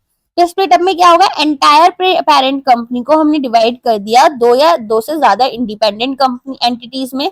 Original company जो है लीगली डिसॉल्व हो चुकी है या फिर अब एग्जिस्ट ही नहीं करती है, और जो रिजल्टिंग कंपनीज है वो इंडिपेंडेंटली ऑपरेट कर रही हैं और अपने अलग अलग लीगल स्टेटस है सबके, ठीक है. शेयर होल्डर्स जो हैं वो टिपिकली यहाँ पर शेयर्स ले लेते हैं नई एंटिटीज में, और इनका मोटिव क्या है कि भाई मैनेजेबिलिटी अच्छी करनी है, फोकस या फिर एफिशिएंसी स्पेशल, और यहाँ पर मोर स्पेशलाइज्ड यूनिट्स आप बना लेते हो. नेक्स्ट आपके एक एबीसी लिमिटेड एक डाइवर्सिफाइड कॉन्ग्लोमेरेट है जिसका इंटरेस्ट आईटी सर्विसेज में, मैन्युफैक्चरिंग में, रिन्यूएबल एनर्जी सब में है. अब रिन्यूएबल एनर्जी सब्सिडरी जो है green core energy private limited, इसने यहाँ पर एक्सेप्शनल ग्रोथ दिखाई, बहुत मस्त चल रही है.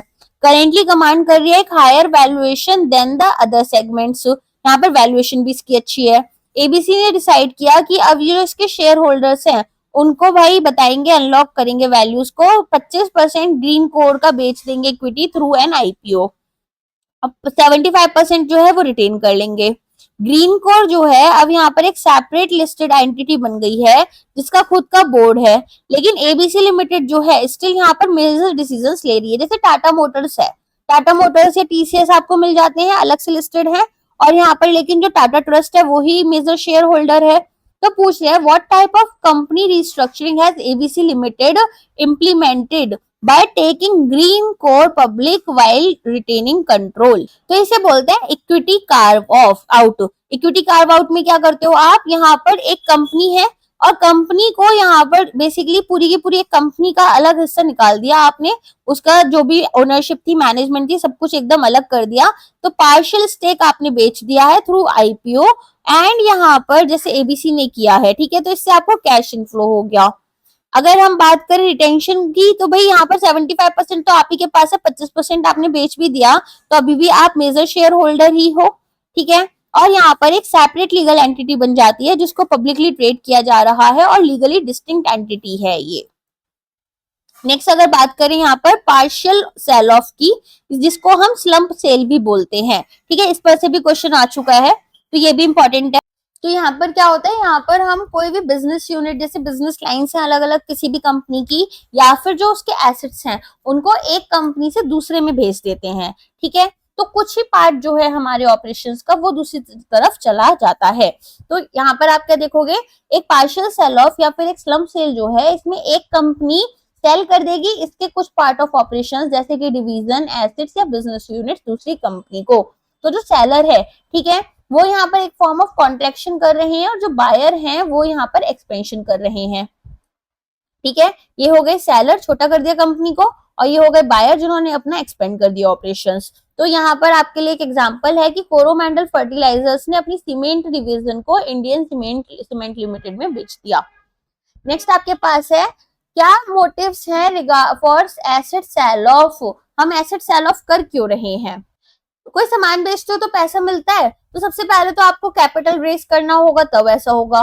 दूसरा, यहाँ पर आपको हो सकता है कि कोई कंपनी है जो कि आपके लिए बिलो एवरेज रिटर्न्स लेकर आ रही है तो आपको लॉसेस बहुत हो रहे हैं, ठीक है।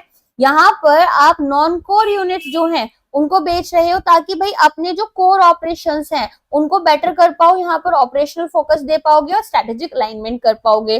फिर ये बोल रहे हैं डाइवर्स्टर्स जो होते हैं ये इंप्रूव नहीं करते एफिशिएंसी को, तो ऐसा तो नहीं है, देखो इंप्रूवमेंट बहुत हो जाता है एफिशिएंसी का, क्योंकि यहाँ पर अब जो आपका साइज है वो छोटा हो गया, अब आप कोर ऑपरेशंस पर फोकस कर रहे हो।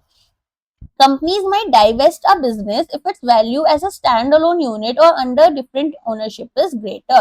यहाँ पर ये कब कर सकती है कि भाई स्टैंड अलोन यूनिट ज्यादा बेहतर है ना, पूरा ओवरऑल प्रॉफिट बना रही है, ये वाली यूनिट है जो कि हमारे लिए लॉसेस ला रही है, हम उसे भी अच्छे से मैनेज कर पा रहे हैं, तो तब हम यहाँ पर इसको कर सकते हैं।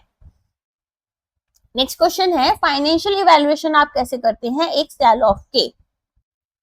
तो पहला है कि जो वैल्यू ऑफ ओनरशिप पोजीशन है इसको वीओपी भी बोलते हैं, इसको याद कर लेना, वीओपी एंड डीपी। तो कई बार आपको ना सिंपली यही टर्म्स दे दिए जाएंगे रेदर देन आपको यहाँ पर आप वैल्यू ऑफ ओनरशिप पोजीशन ऐसा लिख कर दिया जाए। Is calculated by subtracting the present value of division specific liabilities from the present value of its after tax cash flow. जो यहाँ पर आपको आफ्टर टैक्स कैश फ्लो हो रहा था, ठीक है, उसमें से आप क्या कर रहे हो, अपनी जो स्पेसिफिक लाइबिलिटीज हैं उनकी प्रेजेंट वैल्यू को माइनस कर देते हो, तो ऑफ कोर्स ये करेक्ट है। फिर ये बोल रहे हैं एक डिवीजन जो है इसको हमें तभी बेचना है अगर डाइवर्स्चर प्रोसीड्स जो हैं आपकी वो यहाँ पर ज्यादा हैं या फिर इक्वल टू हैं आपके वीओपी के। तो देखो नहीं, ऐसा नहीं होता है, अगर हमारा डीपी ग्रेटर है तो हम बेचेंगे, अगर यहाँ पर इक्वल है तो हम यहाँ पर कुछ नहीं करते हैं, ठीक है। यहाँ पर कोई खास हमारा डिसीजन चेंज नहीं होता है, डीपी इज इक्वल टू वीओपी, तो हमारा कोई भी खास डिसीजन आपको यहाँ पर चेंज होता हुआ नहीं दिखेगा। Discount rate used to calculate a division should reflect its stand alone business risk. यहाँ पर अलग से हमारा क्या बिजनेस रिस्क है और हम इसको कंपैरेबल कंपनीज के साथ में क्या कर सकते हैं, प्रॉक्सी करने की कोशिश कर सकते हैं ताकि हमें अच्छे से रिस्क वगैरह पता चले, ठीक है। बुक वैल्यू जो है लाइबिलिटीज की वो ये बोल रहे हैं हम यूज करेंगे ताकि हमें फेयर वैल्यू पता चले डिवीजन स्पेसिफिक लाइबिलिटीज की। आप बुक वैल्यूज यूज करते हो या मार्केट वैल्यूज यूज करते हो, आपको मार्केट वैल्यूज यूज करनी पड़ती हैं, ठीक है। तो यहाँ पर ये स्टेटमेंट भी आपकी इनकरेक्ट हो गई। Cash flow considered for valuation after tax are after tax, yes, and should reflect the difference in parent company's cash flow and with and without the division। Parent company को यहाँ पर profit होगा या loss होगा वो हमें पता चल जाएगा ना, तो ऑफ कोर्स ये भी यहाँ पर करेक्ट स्टेटमेंट होगा, ठीक है। तो यहाँ पर वैल्यू ऑफ ओनरशिप पोजीशन क्या होती है, प्रेजेंट वैल्यू यहाँ पर क्या है आपके डिवीजन की कैश फ्लो की माइनस आपकी present value of division specific liabilities, और डीपी अगर आपका बीओपी से ज्यादा है तो बेचेंगे, अदरवाइज इनडिफरेंट रहना होता है, और डीपी कम है तो हम इसको बेचते नहीं हैं, ठीक है। चलिए मार्केट वैल्यू लेते हैं हम लाइबिलिटीज की, अगर स्पेशली यहाँ पर कॉन्ट्रैक्ट इंटरेस्ट रेट है हमारे पास में। चलिए नेक्स्ट क्वेश्चन पर आते हैं। XYZ लिमिटेड डिसाइड कर रही है कि हमारे जो नॉन कोर मैन्युफैक्चरिंग डिवीजन है इसको हम बेच देंगे, किसको बेचेंगे, किसी दूसरी कंपनी को, कितने रुपए में, 50 करोड़ में। कब बेचेंगे, स्लम्प सेल में, without assigning separate values to assets and liabilities. XYZ जो है उन्होंने यहाँ पर डिवीजन देखी थी 4 साल पहले, और नेटवर्थ जो है अंडरटेकिंग की वो यहाँ पर 35 करोड़ रुपए है एडजस्टेड बुक वैल्यू के बाद में। तो पूछ रहे हैं जो 15 करोड़ रुपए का प्रॉफिट होगा इससे, वो यहाँ पर हम इंडियन टैक्स लॉस के अकॉर्डिंग कैसे लेकर जाएंगे। तो स्लम्प सेल क्या था, स्लम्प सेल था कि भाई हमने यहाँ पर लमसम वैल्यू निकाली और बेच दिया, है ना। ये नहीं है कि एसेट्स कितने के हैं, लाइबिलिटीज कितने के हैं, अलग अलग इन्हें देख रहे हैं। अब ये बोल रहे हैं कि भाई हमें इंडियन लॉस के अकॉर्डिंग इसे कैसे ट्रीट करना है। तो देखो यहाँ पर ना लॉन्ग टर्म और short term capital gain tax की बात हो रही है। सबसे पहले तो जो अभी आपका न्यू इनकम टैक्स आया था वहां पर इंडेक्सेशन हट चुका है, और जो आपके गेन टैक्स रेट्स हैं शॉर्ट टर्म और लॉन्ग टर्म वो भी आपके चेंज हो चुके हैं। बस आपको भी क्या ध्यान रखना है, आपको ध्यान रखना है कि यहाँ पर लॉन्ग टर्म कैपिटल गेन आपका लगता है, ठीक है। और लॉन्ग टर्म कैपिटल गेन का भी यहाँ पर डेफिनेशन चेंज हुआ था। तो जो शॉर्ट टर्म आपका लगता है वो लगता है अब 20% पर, और लॉन्ग टर्म वाला ना 12.5% हो चुका है, पहली चीज। दूसरा यहाँ पर आपको पता होना चाहिए कि हमारे पास में जो स्टैंडर्ड डिडक्शंस वगैरह थे वो अब नहीं लगते हैं, ठीक है। तो हमें बस थोड़ी सी चीजें हैं जो कि यहाँ पर याद रखनी पड़ेंगी, और इंडेक्सेशन बेनिफिट्स भी अब हमारे हट चुके हैं, इंडेक्सेशन बेनिफिट्स भी अब हमारे नहीं लगते हैं। तो हमारे पास केवल और केवल एक यूनिफॉर्म टैक्स रेट लग रहा है 12.5% का। ओके, इंडेक्सेशन बेनिफिट्स वगैरह शायद आपको याद हो, आपने जब JIIB में RBWM पढ़ा था तो वहां पर ये सारी चीजें थी। अब मैं दोबारा से नहीं पढ़ा रही हूँ क्योंकि आपके लिए यहाँ पर ऐसा कुछ भी इंपॉर्टेंट नहीं है। तो आपका इंडेक्सेशन बेनिफिट्स हट चुके हैं, काफी सारी चीजें यहाँ पर आपकी हट चुकी हैं, और जो होल्डिंग पीरियड्स हैं वो भी अब आपके हट चुके हैं, ठीक है। तो अब हमारे पास केवल 2 ही होल्डिंग पीरियड्स हैं, एक है हमारा 12 महीने का और एक है हमारा 24 महीने का। तो यहाँ पर हमें सिंपली बोल दिया गया है कि अगर 12 महीने तक आपने होल्ड कर रखा है तो आपका शॉर्ट टर्म बनेगा, और अगर 12 महीने से ज्यादा रखा है तो आपके पास में 24 महीने या फिर कुछ भी होता है तो आपके पास में क्या होगा, फिर वो लॉन्ग टर्म में आ जाता है, ठीक है। चलिए आगे बात करते हैं। अब हमारे पास में नेक्स्ट क्या है, यहाँ पर हेल्ड फॉर मोर देन 36 नहीं होगा, अब मोर देन 12 मंथ्स हो चुका है। ये एक्चुअली न्यू वाला है, पुराना वाला कुछ आता है तो बात अलग है, न्यू वाले में आपकी चीजें चेंज हो चुकी है। चलो अब यहाँ पर स्पिन ऑफ और इक्विटी कार्व आउट के बारे में पूछ रहे हैं, ये दोनों ना बहुत इंपॉर्टेंट है। स्पिन ऑफ भी आई थिंक आ चुका है, इन दोनों में से हर बार ना 1 2 3 टर्म्स आपके आ ही जाते हैं, जैसे स्पिन ऑफ हो गया, equity carve out. Spin off में क्या करते हो, स्पिन ऑफ में ना सिंपली जैसे एक कंपनी है, एक ABC लिमिटेड, अब उसने बोला कि भाई जो हम क्या करेंगे, एक अलग से कंपनी बनाएंगे A लिमिटेड, और जो ABC लिमिटेड में यहाँ पर शेयर होल्डर्स थे इन्हीं को A लिमिटेड के शेयर्स दिए जाएंगे, और ना ही कोई फंड लिया जाएगा, ना इनसे कुछ पैसा लिया जाएगा अलग से। तो ये बोल रहे हैं कि ये आपका बिजनेस परफॉर्मेंस जो है इसको यहाँ पर इम्प्रूव कर देते हैं, क्योंकि मैनेजरियल अकाउंटेबिलिटी हो गई और यहाँ पर शेयर होल्डर की जो वैल्यू है वो भी अनलॉक हो गई, ठीक है। In a spin-off, cash is raised by parent company through the sale of shares to the public. वो किसमें होता है, इक्विटी कार्व आउट में होता है। ये स्टेटमेंट गलत हो गया। Equity carve out allows the parent company to retain some ownership in the subsidiary while receiving cash inflow। ये स्टेटमेंट करेक्ट है। स्पिन ऑफ्स और कार्व आउट जो है वो स्ट्रेटेजिक टूल्स हैं that can help improve operational focus and attract strategic investors। तो ये statement भी हमारा करेक्ट हो जाएगा, ठीक है। तो बस हमारा बी जो है वो इनकरेक्ट है। ऐसा हमारा किस में होता है, ऐसा इक्विटी में होता है। इक्विटी कार्व आउट में, स्पिन ऑफ में तो हम सिंपली एक कंपनी को अलग कर देते हैं और उसके जो शेयर्स हैं वो ही एग्जिस्टिंग शेयर होल्डर्स को दे देते हैं। नेक्स्ट यहाँ पर होल्डिंग कंपनी की बात हो रही है। होल्डिंग कंपनी कौन सी होती है? होल्डिंग कंपनी जैसे टाटा, आपका टाटा ट्रस्ट हो गया, तो टाटा कंसल्टेंसी सर्विस या टाटा मोटर्स, इनमें क्या होगा, जैसे टाटा मोटर्स में इसके पास 75% के शेयर्स हैं टाटा ट्रस्ट के, तो ये होल्डिंग कंपनी हो गई जिसके पास मेजोरिटी शेयर्स हैं, और ये सब्सिडरी कंपनी हो गई। ठीक है, तो यहाँ पर आपसे पूछ रहे हैं कि क्या एक बेनिफिट नहीं है, तो 100% ओनरशिप यहाँ पर सभी सब्सिडरीज की नहीं होती है, हाँ मेजोरिटी सब्सिडी वो होती है। ठीक है, तो यहाँ पर क्या होगा, कंट्रोल जो है वो इनके पास में आ जाता है, लेकिन कंट्रोल जो है वो हम लोअर स्टेक से भी ले सकते हैं, कभी कभी 25% स्टेक है। अब मैं आपको बताती हूँ, जैसे यहाँ पर जोमेटो है, तो जोमेटो के पास में मतलब जो ये है इसके क्या नाम है उनका, दीपेंद्र गोयल, उनके पास केवल 4% ही इसका स्टेक है जोमेटो का। ठीक है, अब तो शायद उससे थोड़ा सा कम ही हो गया, 3 पॉइंट समथिंग है या 4% के अराउंड कुछ स्टेक है उनका, तो स्टिल वो यहाँ पर क्या लेते हैं, मेजर डिसीजन ले रहे होते हैं, तो इट ऑल डिपेंड्स। चलिए, अब यहाँ पर 100% ओनरशिप होना जरूरी नहीं है, मेजोरिटी आपके पास कंट्रोल होता है, मेजर शेयर होल्डर हो जाते हो या फिर आपके पास कंट्रोल रहता है। अब ये बात करें डी मर्जर की। ठीक है, अब एबीसी से आप ए बी सी बन जा रहे हो, तो ये पूछ रहे हैं कि whose business undertaking is transferred is referred to as the, जब डीमर्जर हुआ तो कोई कंपनी है, ठीक है, जिसकी बिजनेस अंडरटेकिंग्स को हम ट्रांसफर कर रहे हैं, तो ये पूछ रहे हैं उसको हम यहाँ पर क्या दिखाएंगे, डीमर्ज्ड कंपनी बोलोगे उसको, सिंपल है। तो ये एक ओरिजिनल एंटिटी है जो कि ट्रांसफर करेगी अपने पोर्शन को अनदर कंपनी को, तो कंपनी जो इसको रिसीव कर रही है वो रिजल्टेंट कंपनी हो गई। तो ये स्पिन ऑफ में भी हो सकता है या तो स्प्लिट अप हो सकता है कि भाई पेरेंट कंपनी जो है वो एंटायरली यहाँ पर डिसॉल्व कर कर अपनी मल्टीपल एंटिटीज बना लेगी, ए बी और सी, एबीसी लिमिटेड से बन गए। ठीक है, स्पिन ऑफ में क्या है, एबीसी से आप ए और बीसी लिमिटेड रह गए। नेक्स्ट क्वेश्चन है, which of the following are essential conditions for a demerger to qualify for tax benefits. अगर टैक्स बेनिफिट्स चाहिए तो क्या एसेंशियल यहाँ पर कंडीशंस आपके पास रहती हैं, तो क्या क्या रहेंगी। सबसे पहले जो रिजल्टिंग कंपनी है ये सभी एसेट्स को और लाइबिलिटीज को रखेगी। हाँ भाई सही बात है, एसेट्स और लाइबिलिटीज जो है वो ट्रांसफर करोगे at fair market value, fair market value पर लेकर जाते हो या फिर हमारी जो स्लम सेल होती है उसके अकॉर्डिंग लेकर जाते हो, बुक वैल्यू पर लेकर जाते हो। ठीक है, स्लम सेल यहाँ पर बात ही नहीं हुई है। चलो, तो ऐसे कंफ्यूज करते हैं एग्जाम में भी। शेयर होल्डर्स जो है डीमर्ज कंपनी के, they must receive shares in the resulting company. Share holders जो है डीमर्ज कंपनी के, उनको शेयर्स मिलने चाहिए, ऑफ कोर्स मिलने चाहिए। At least 75% of the share holders by value of the demerge company must become share holders. Yes, correct बात है। वैल्यू से आप देखोगे कि 75% जो शेयर होल्डर्स हैं वो यहाँ पर रिजल्टिंग कंपनी के लिए क्या बन जा रहे हैं, वो यहाँ पर अगेन शेयर होल्डर्स बनेंगे।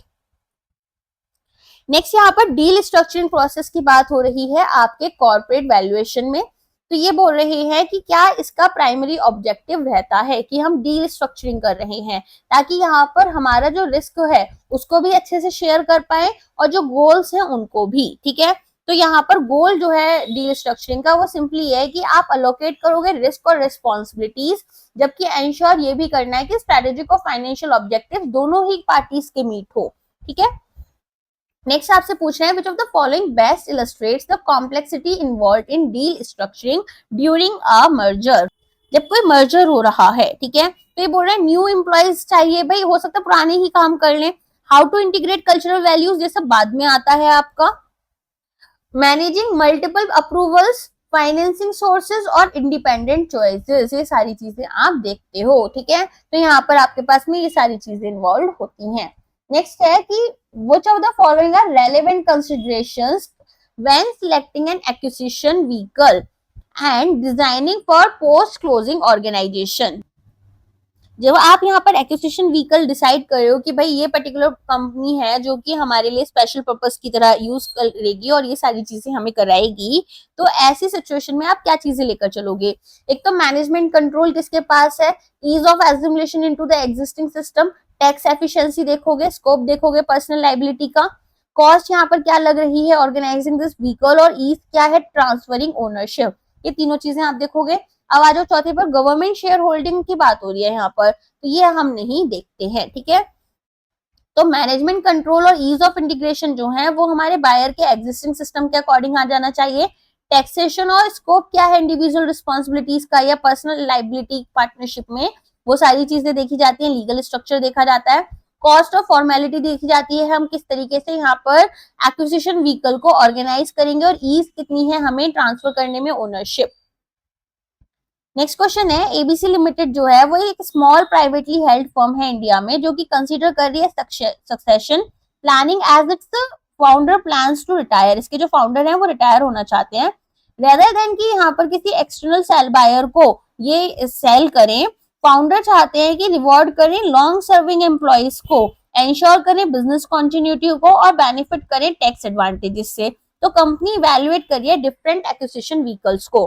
तो which acquisition vehicle is most appropriate. देखो यहाँ पर सबसे पहले देखो, ये किसी एक्सटर्नल बायर के पास नहीं जाना चाहते, ये क्या चाहते हैं एम्प्लॉइज को प्रोवाइड करना। तो एम्प्लॉइज के लिए क्या होते हैं हमारे पास, ईसॉप्स होते हैं, एम्प्लॉय स्टॉक ऑप्शंस। यहाँ पर क्या होता है, यहाँ पर बेसिकली जो हमारे एम्प्लॉइज होते हैं, जब कोई कंपनी स्टार्टअप होती है, मान लो अब स्टार्टअप जो है बहुत भयानक बड़ी सैलरीज नहीं पे कर पा रही, तो क्या करते हैं सॉफ्ट दे देते हैं कि जब कंपनी जो है बड़ी हो जाएगी तो आपको यहाँ पर डिस्काउंटेड रेट्स पर कंपनी के शेयर्स मिल जाते हैं। ठीक है, तो यहाँ पर सेम चीज आप फॉलो करोगे, ईसॉप्स के थ्रू आप यहाँ पर जाओगे। ठीक है, नेक्स्ट क्वेश्चन है यहाँ पर, under which of the following circumstances a holding company structure most preferable for a post closing organisation. Guys जो थोड़ा सा एक्सप्लेनेशन पार्ट है ना जो मैं बीच में छोड़ देती हूँ, वो ऐसा है कि आप एक बार रीड करोगे खुद से समझ जाओगे, या तो वीडियो पॉज कर लिया करो या तो फिर ना आरटी एकेडमी की एप्लीकेशन पर जाकर पीडीएफ से पढ़ लेना। ठीक है, वो आपका मर्जी है, वरना जितना इंपॉर्टेंट पार्ट है, कॉन्सेप्चुअल पार्ट है और चीजें हैं वो मैं आपको ऑलरेडी करवाते हुए जा रही हूँ। एग्जाम तो क्लियर हो ही जाएगी, कोई दिक्कत नहीं आएगी। नेक्स्ट यहाँ पर क्या बोल रहे हैं, under which of the following circumstances holding company structure जो है वो ज्यादा प्रेफरेबल यहाँ पर माना गया है। कब माना जाता है, जब यहाँ पर जो टारगेट कंपनी है, ठीक है, इसके पास में सिग्निफिकेंट लाइबिलिटीज है या फिर एक इंटरनेशनल एंटिटी है। तो यहाँ पर क्या होगा, होल्डिंग कंपनी आइसोलेट कर देती है लाइबिलिटीज को और कल्चरल डिफरेंसेस को मैनेज करते हुए जाती है इंटरनेशनल टारगेट्स में। तो यहाँ पर फाइनेंशियल इन्वेस्टर्स भी इसको प्रीफर करते हैं, जो कि ये नहीं चाहते कि भाई लॉन्ग टर्म ऑपरेशनल इन्वॉल्वमेंट हो उनका। ठीक है, आप सिर्फ पैसा लगाना चाहते हो, दिमाग नहीं लगाना चाहते, तो फिर आपके लिए बेहतर है। Under which of the following conditions is an acquirer most likely to use its own stock to finance and acquisition. जब यहाँ पर एक्वायरर के स्टॉक बहुत ही ज्यादा ओवर वैल्यू हो गए, ठीक है, तो वो क्या कोशिश करेगा कि मैं इन्हीं को यूज कर लेता हूं और यहाँ पर क्या करूंगा, अपने लिए कैपिटल वगैरह जो भी चाहिए वो रेस कर लूंगा। तो acquirers prefer to use their overvalued stock as a non cash payment, तो कैश में पेमेंट ना करनी पड़े ताकि इंक्रीजिंग डेट से खुद को बचा पाए और एडवांटेज ले पाए इन्फ्लेटेड मार्केट वैल्यूएशन का। Why might convertible securities be used in mergers or acquisition deal? Convertible securities जिनको आप यहाँ पर बाद में इक्विटीज में शेयर्स में कन्वर्ट कर सकते हो, जैसे कि बॉन्ड्स वगैरह हो गए, कन्वर्टिबल बॉन्ड्स आपके हो गए, तो आप कर सकते हो। तो ये आप क्यों कर रहे हो, ताकि यहाँ पर जो भी हमारे सेलर हैं, ठीक है, उनको डाउन साइड प्रोटेक्शन भी प्रोवाइड करो कि भाई अगर कंपनी लॉस में है तो हम प्रोटेक्शन भी आपको दे रहे हैं, और अगर कंपनी प्रॉफिट में है तो भी आपको यहाँ पर फायदा होगा। दोनों ही चीजें हैं। कंपनी अगर लॉस में है तो यहाँ पर कंपनी की तो लीगल लाइबिलिटी है कि वो आपको पैसा दे, डेट अपना जो है पे करे, और कंपनी अगर प्रॉफिट में है तो उसके जो शेयर्स की वैल्यू बढ़ी है उससे भी आपको फायदा होगा। नेक्स्ट आपसे बोल रहे हैं की एडवांटेज क्या है of offering a mix of cash and stock. जब यहाँ पर आप कैश भी दे रहे हो कंपनी के और शेयर्स भी दे रहे हो एक्विजिशन ट्रांजेक्शन में, तो यहाँ पर शेयर होल्डर के जो प्रेफरेंसेस हैं उनको भी देख रहे हो और डाइल्यूशन रिस्क से भी बच जाते हो। स्टॉक्स दोगे ओनरशिप डाइल्यूट होगी, उससे भी बच रहे हो, और यहाँ पर थोड़ा बहुत कैश चला गया तो जो आपके नए लोग हैं, ठीक है ना, जो भी आपको थोड़ा बहुत शेयर होल्डर्स जो है उनको पैसा भी मिल जाता है। नेक्स्ट यहाँ पर प्रोरेशन क्लॉज की बात हो रही है। अब ये इस तरह की चीजें ना आ जाती हैं एग्जाम में और फिर आप सोचते हो ये कहाँ से आई है। तो ये पूछे what is the purpose of a proration clause in a merger और tender offering involving multiple payment options. जब आप मल्टीपल पेमेंट ऑप्शन यूज करते हो तो प्रोरेशन क्लॉज क्या करता है, ये यहाँ पर बताता है कि कितना कैश जो है वो आपको at the end of the day पे करना पड़ेगा। ठीक है, तो एक्वायरर को यहाँ पर अलाउ करता है कि भाई कितना कैश पोर्शन आप लोगे और कितना यहाँ पर आप स्टॉक्स लोगे, और कैसे करेगा, एडजस्ट कर देता है बेस्ड ऑन शेयर होल्डर के रिस्पॉन्स कैसे हैं पर्टिकुलर कंपनी को लेकर। ठीक है, तो बजटरी सर्टेनिटी मिल जाती है और फाइनेंशियल इंपैक्ट जो है वो भी आपको यहाँ पर पता चल जाता है। नेक्स्ट क्वेश्चन है, टेक्नोवा लिमिटेड जो है वो स्मार्ट कोर इनको को एक्वायर कर रही है। अब टेक्नोवा लिमिटेड जो है वो प्राइमरली कंसर्न है कि भाई वैल्यू कैसे करेंगे हमारे एसेट्स का जो कि एक्वायर कर रही है, और एंश्योर करना चाहती है कि ये लायबल रहे for any historic tax issues. तो अब on the other hand smart core के जो शेयर होल्डर्स हैं वो यहाँ पर फिक्स्ड, यहाँ पर क्या है, फोकस्ड है ऑन डेफरिंग टैक्स पेमेंट्स। ठीक है कि भाई हम बाद में पेमेंट्स वगैरह कर लेंगे। तो ऐसी सिचुएशन में आपसे पूछ रहे हैं कि कौन सा स्टेटमेंट है जो प्राइमरी टैक्स कंसर्न हर एक पार्टी का यहाँ पर लेकर चल रहा है। तो सबसे पहले क्या बोला गया कि टेक्नोवा जो है वो इसको जब एक्वायर कर रही है तो वैल्यू जो है एसेट्स की, ठीक है, एक तो उसके लिए थोड़ा सा कंसर्न है, एक ये यहाँ पर चाहते हैं कि कोई भी पुराने इनके जो टैक्स इश्यूज हैं उनसे रिलेटेड हम नहीं पेमेंट्स करेंगे। अब होता क्या है, बहुत बार ना टैक्स अथॉरिटीज अलग मेथड यूज करती हैं और हम अलग मेथड्स यूज करते हैं अपनी अकाउंटिंग में, जिसकी वजह से टैक्स पेमेंट जो है वो हमारी टाइम इशू आ जाता है, बेसिकली टाइम का गैप आ जाता है कि जो हमने पेमेंट करनी थी और जो हमने दिखाई है वो अलग अलग है। ठीक है, डेफर टैक्स एसेट्स और डेफर टैक्स लाइबिलिटीज के बारे में एएफएम में पढ़ा होगा आपने थोड़ा थोड़ा सा, जब इनकम टैक्स और अकाउंटिंग अथॉरिटीज के बारे में पढ़ा था। तो ये वही बात बोल रहे हैं। अब ये बोल रहे कि यहाँ पर प्राइमरी टैक्स कंसर्न इनका क्या आ जाता है, तो जो टेक्नोवा है वो डेप्रिसिएशन बेसिस पर यहाँ पर और टैक्स लाइबिलिटीज के ऊपर फोकस्ड है।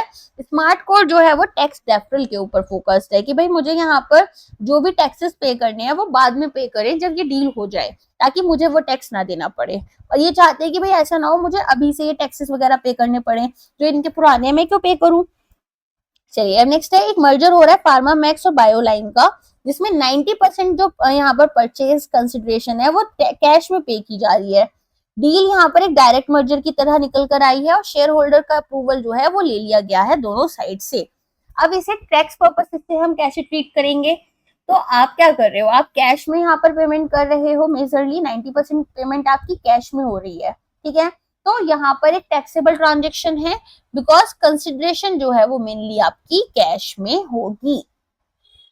नेक्स्ट, अल्फा टेक यहाँ पर अक्वायर करना चाहते हैं बीटा वेयर को, अल्फा बीटा बनाना चाहते हैं और स्ट्रक्चर करेंगे to avoid inheriting any of the Beta's contingent liabilities. Contingent liabilities क्या है कि कोई गारंटी वगैरह इन्होंने ले रखी है तो ये उसको अवॉइड करना चाहते हैं। तो अल्फा टेक ने एक सब्सिडरी बनाई है जो कि बीटा वेयर के साथ में मर्ज की जाएगी, और ये जो सब्सिडरी है ये यहाँ पर पोस्ट मर्जन ऑपरेट करेगी।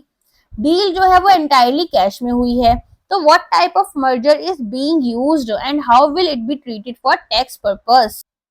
तो यहाँ क्या हुआ, यहाँ पर एक कंपनी थी अल्फा, अल्फा को मर्ज होना था बीटा के साथ और अल्फा ने क्या किया, एक सब्सिडरी बनाई और इन दोनों को मर्ज करवाया ताकि यहाँ पर इससे बच पाए कि भाई इनकी कोई भी कंटिजेंट लाइबिलिटीज है तो मैं बच जाऊं। तो ट्रायंगल बन रहा है और यहाँ पर आप एक फॉरवर्ड लुकिंग ट्रायंगल बना रहे हो तो इसे बोलोगे फॉरवर्ड ट्रायंगुलर मर्जर। ठीक है, और यहाँ पर क्या करोगे, टैक्सेबल एसेट परचेज इसको ट्रीट करोगे। ठीक है, तो जहां पर टारगेट जो है वो एक्वायरर की सब्सिडरी के साथ में मर्ज हो रहा है और सब्सिडरी सरवाइव करेगी। ठीक है, तो यहाँ पर आप टैक्सेबल एसेट एक्विजिशंस को ट्रीट कर रहे होते हो। फिनकॉर्प है, फिनकॉर्प यहाँ पर एक्वायर करेंगी ऑपरेटिंग एसेट्स रिस्क मैड के, कितने करोड़ में, 800 करोड़ में। अज्यूम करो कि 100 करोड़ रुपए की यहाँ पर लाइबिलिटीज हैं। अब रिस्क मैट जो है इसकी नेट बुक वैल्यू एसेट्स की है 500 करोड़। आफ्टर सेल रिस्क मैट जो है वो प्रोसीड्स को शेयर होल्डर्स को दे देता है और अपने ऑपरेशंस को सीज कर लेता है। तो टैक्स इम्प्लीकेशंस आपसे पूछ रहे हैं कि भाई टैक्स इम्प्लीकेशंस यहाँ पर क्या हो जाएंगी। ये प्रोसीड्स जो है शेयर होल्डर्स को दे रहा है और ऑपरेशंस बंद कर रहा है। 100 करोड़ की लाइबिलिटीज हैं, बाकी इनके पास में ऑपरेटिंग एसेट्स है, नेट बुक वैल्यू आपको 500 करोड़ बताई गई है। तो यहाँ पर एसेट सेल गेन हुआ, एसेट्स आपने बेचे। ठीक है, और यहाँ पर फिर क्या हुआ, डिस्ट्रीब्यूशन भी हुआ। तो ऐसे में डबल टैक्सेशन आपके ऊपर लग सकता है। टारगेट ने क्या किया, टैक्सेस पे करने हैं गेन्स पर और प्रोसीड्स लेटर आपने शेयर डिस्ट्रीब्यूटर्स को दे दी और वो उन लोगों पर अगेन टैक्स लगेगा। तो यहाँ पर डबल टैक्सेशन आपका लगेगा। नेक्स्ट किसके बारे में बात हो रही है, ग्लोबल होल्डिंग है जिन्होंने 100% यहाँ पर वोटिंग शेयर्स को एक्वायर किया है from its share holders in cash only deal. Instable ने यहाँ पर कोशिश की है कि ऑपरेट करेगी ऐसा Holi own subsidiary after the transaction. अब आपसे पूछ रहे हैं टैक्स आउटकम क्या रहेगा फॉर टारगेट शेयर होल्डर्स। तो शेयर होल्डर्स जो हैं उनको या तो यहाँ पर कैपिटल गेन होगा या लॉस होगा, जैसा भी कंपनी जा रही है, ठीक है। बेसिकली जब आपने अपने शेयर्स बेचे तो शेयर्स बेचकर अकाउंट में पैसे आते हैं, डीमैट अकाउंट से आपके अकाउंट में आते हैं। तो जब आपके अकाउंट में आते हैं सारी डील्स आपकी पैन कार्ड में सेव हो रही होती हैं और फिर आपके ऊपर लगता है कैपिटल गेन टैक्स, किसकी तरफ से, इनकम टैक्स अथॉरिटीज की तरफ से, ठीक है। अब ये बोल रहे हैं नियो सिस्टम ने 80% जो है शेयर्स हमारे डेटा क्लाउड के एक्वायर करे हैं, जहां पर सारी कंसिडरेशंस स्टॉक्स में हो रही हैं। नियो सिस्टम यहाँ पर रन करेंगे data cloud services post merger. Deal जो है यहाँ पर आईआरएस कॉन्टिन्यूटी टेस्ट को मीट कर रही है। तो अब ये ट्रांजेक्शन कैसा चलेगा आपका यूएस टैक्स रूल्स के अकॉर्डिंग। तो यहाँ पर टैक्स फ्री रीऑर्गेनाइजेशन होगा क्योंकि इंटरेस्ट ऑफ बिजनेसेस जो हैं वो आपके कंटिन्यू ही रहेंगे, ठीक है। बिजएज लिमिटेड कर है कंपनी जो कि एक्वायर कर रही है लॉस मेकिंग स्टार्टअप जिसकी सिग्निफिकेंट ऑपरेटिंग लॉसेस है। डील स्ट्रक्चर हुई है स्टॉक एक्विजिशन और बिजएज जो है ये यहाँ पर क्या कर रही है, एनओएल्स को यूज कर अपने फ्यूचर प्रॉफिट्स को ऑफसेट कर रही है। कल बताया था यहाँ पर हम ऑफसेट कर लेते हैं अपने उनको या फिर कैरी फॉरवर्ड कर लेते हैं लॉसेस को। तो आपसे पूछ रहे हैं कि which of the following must BizEdge consider regarding the use of advertised NOLs। यहाँ पर इनको क्या कंसिडर कर चलना पड़ेगा। तो यहाँ पर लिमिट बता दी गई है अंडर सेक्शन 382 की आप यहाँ पर कितना ही लिमिटेशंस के अंडर जा सकते हो। स्टॉक एक्विजिशंस जो हैं वो आपके एनओएल्स को एलिमिनेट नहीं कर रही हैं, लिमिट कर रही हैं, ठीक है। नेक्स्ट क्वेश्चन है यहाँ पर पूरा का पूरा आप ऐसा नहीं है कि टैक्सेस से बच ही जाओगे, यहाँ पर आपको एक लिमिट बता दी है कि इससे ज्यादा नहीं कर सकते हो टैक्सेस से बचने के लिए अगर आप ऐसा करना चाहते हो। टैक्स रिलीफ और बेनिफिट्स जो हैं इनकम टैक्स एक्ट के अंडर 1961 जो कि आपको मिल रहे हैं अमालगमेशन के टाइम पर, उसके रिगार्डिंग कौन सा स्टेटमेंट ट्रू है ये आपसे पूछ रहे हैं। पहला है कि जो कैपिटल गेन्स आपको अराइज हो रहे हैं from the transfer of assets by amalgamating company to an Indian amalgamated company are exempted. यहाँ पर कैपिटल गेन्स आपके एग्जाम्प्टेड होते हैं, ठीक है। शेयर होल्डर्स जो हैं हमारे अमालगमेटिंग कंपनी के वो लाइबल है for capital gain tax on receipt of shares for the amalgamated company under a valid scheme, ऐसा नहीं है। Amalgamated company can carry forward and set off unabsorbed depreciation of the amalgamating company। यहाँ पर जो भी आपका depreciation था उसको आप कैरी फॉरवर्ड या सेट ऑफ कर सकते हो, ठीक है, कर सकते हैं। If the amalgamated company fails to meet its prescribed post amalgamation condition, previously set off losses may be treated as its income। अगर आप यहाँ पर पोस्ट अमालगमेशन कंडीशंस को मीट नहीं कर रहे हो तो जो आपने सेट ऑफ लॉसेस थे जो आपने दिखाए थे यहाँ पर अपने प्रॉफिट को भी आपने सेट ऑफ लॉसेस के अंडर दिखाकर टैक्सेस से बच गए, अब वो आपकी इनकम माने जाएंगे। तो ये बात भी सही है। सेक्शन 47(6) जो है हमारे इनकम टैक्स एक्ट का वो बोल रहा है कि कैपिटल गेन्स हमारे रिकॉग्नाइज नहीं होते हैं जब कोई अमालगमेटिंग कंपनी अपने एसेट्स को किसी इंडियन अमालगमेटेड कंपनी को ट्रांसफर कर रही है। शेयर होल्डर्स को हम एग्जाम करते हैं कैपिटल गेन टैक्स से जब वो रिसीव करेंगे shares in the amalgamated company in exchange, provided की जो अमालगमेटेड कंपनी है वो भी इंडियन है और शेयर्स जो हैं वो हमारे कंसिडरेशन में जा रहे हैं। जो हमारे पास में यहाँ पर कैरी फॉरवर्ड या सेट ऑफ किया है एक्यूमुलेटेड लॉसेस को हमने, वो आपके स्ट्रिक्ट कंडीशंस फुलफिल होती हैं तभी आप कर सकते हो फॉर अनअब्सॉर्ब्ड डेप्रिसिएशन। अगर यहाँ पर अमालगमेटेड कंपनी मीट नहीं कर रही है पोस्ट मर्जर कंडीशंस को तो ऐसे में अमाउंट ऑफ लॉसेस या फिर डेप्रिसिएशन जो है वो ऑलरेडी सेट ऑफ हो जाता है एज इनकम। अब टाइटन लिमिटेड अमालगमेट हुई थी नोवा लिमिटेड के साथ में under a court approved scheme. अब यहाँ पर अमालगमेशन के डेट पर क्या हुआ, टाइटन लिमिटेड जो है इसके पास में अनयूटिलाइज्ड एमएटी क्रेडिट था। एमएटी क्या होता है, मिनिमम ऑल्टरनेट टैक्स होता है, ठीक है। तो यहाँ पर आप क्या देखते हो कि भाई डायरेक्ट टैक्स लॉसेस होती हैं ताकि हम टैक्स एग्जाम्पशंस को लिमिट कर पाए। जो हमारी कंपनीज को मिल रही हैं। तो वो आपको कितनी क्रेडिट मिला है? 15 करोड़ का मिला है। पोस्ट अमालगमेशन यहाँ पर नोवा चाहती है कि वो एमएटी क्रेडिट को क्लेम करे ताकि यहाँ पर इसकी जो टैक्स लाइबिलिटी है उसे सेट ऑफ कर पाए। अब ये पूछें क्या यहाँ पर नोवा लिमिटेड जो अमालगमेटेड कंपनी है वो क्लेम कर सकती है एमएटी क्रेडिट को अंडर द करेंट प्रोविजंस? तो यहाँ पर ऐसा नहीं कर सकते हैं अगर कोई भी एक्सप्रेस प्रोविजन यहाँ पर एक्सप्लिसिटली चीजें नहीं प्रोवाइड की गई हैं कि हम ट्रांसफर करेंगे एमएटी क्रेडिट को अमालगमेटिंग से अमालगमेटेड कंपनी की तरफ। आपको अमालगमेटिंग और अमालगमेटेड कंपनी समझ आती हैं? देखो मान लो ए बी हैं दो कंपनीज जो कि मर्ज हुई, ये एक कंपनी थी अमालगमेटिंग कंपनी हुई, ये भी अमालगमेटिंग कंपनी हुई, ठीक है। अब इन्होंने बनाया ए बी लिमिटेड, तो ये क्या हो गया? ये हो गया आपका अमालगमेटेड कंपनी, ठीक है, समझ में आ गया। तो जैसे यहाँ पर है नोवा लिमिटेड क्या है? एक फाइनल कंपनी बनी, एक नई कंपनी बन जाती है आपकी, जैसे मारुति सुजुकी है, तो मारुति इंडिया में थी, सुजुकी जो है वो जापान में थी, तो ये दोनों मिलकर क्या बनी? मारुति सुजुकी बन गई। तो मारुति सुजुकी क्या है? अमालगमेटेड है, और मारुति और सुजुकी क्या है? अमालगमेटिंग कंपनी है, ठीक है।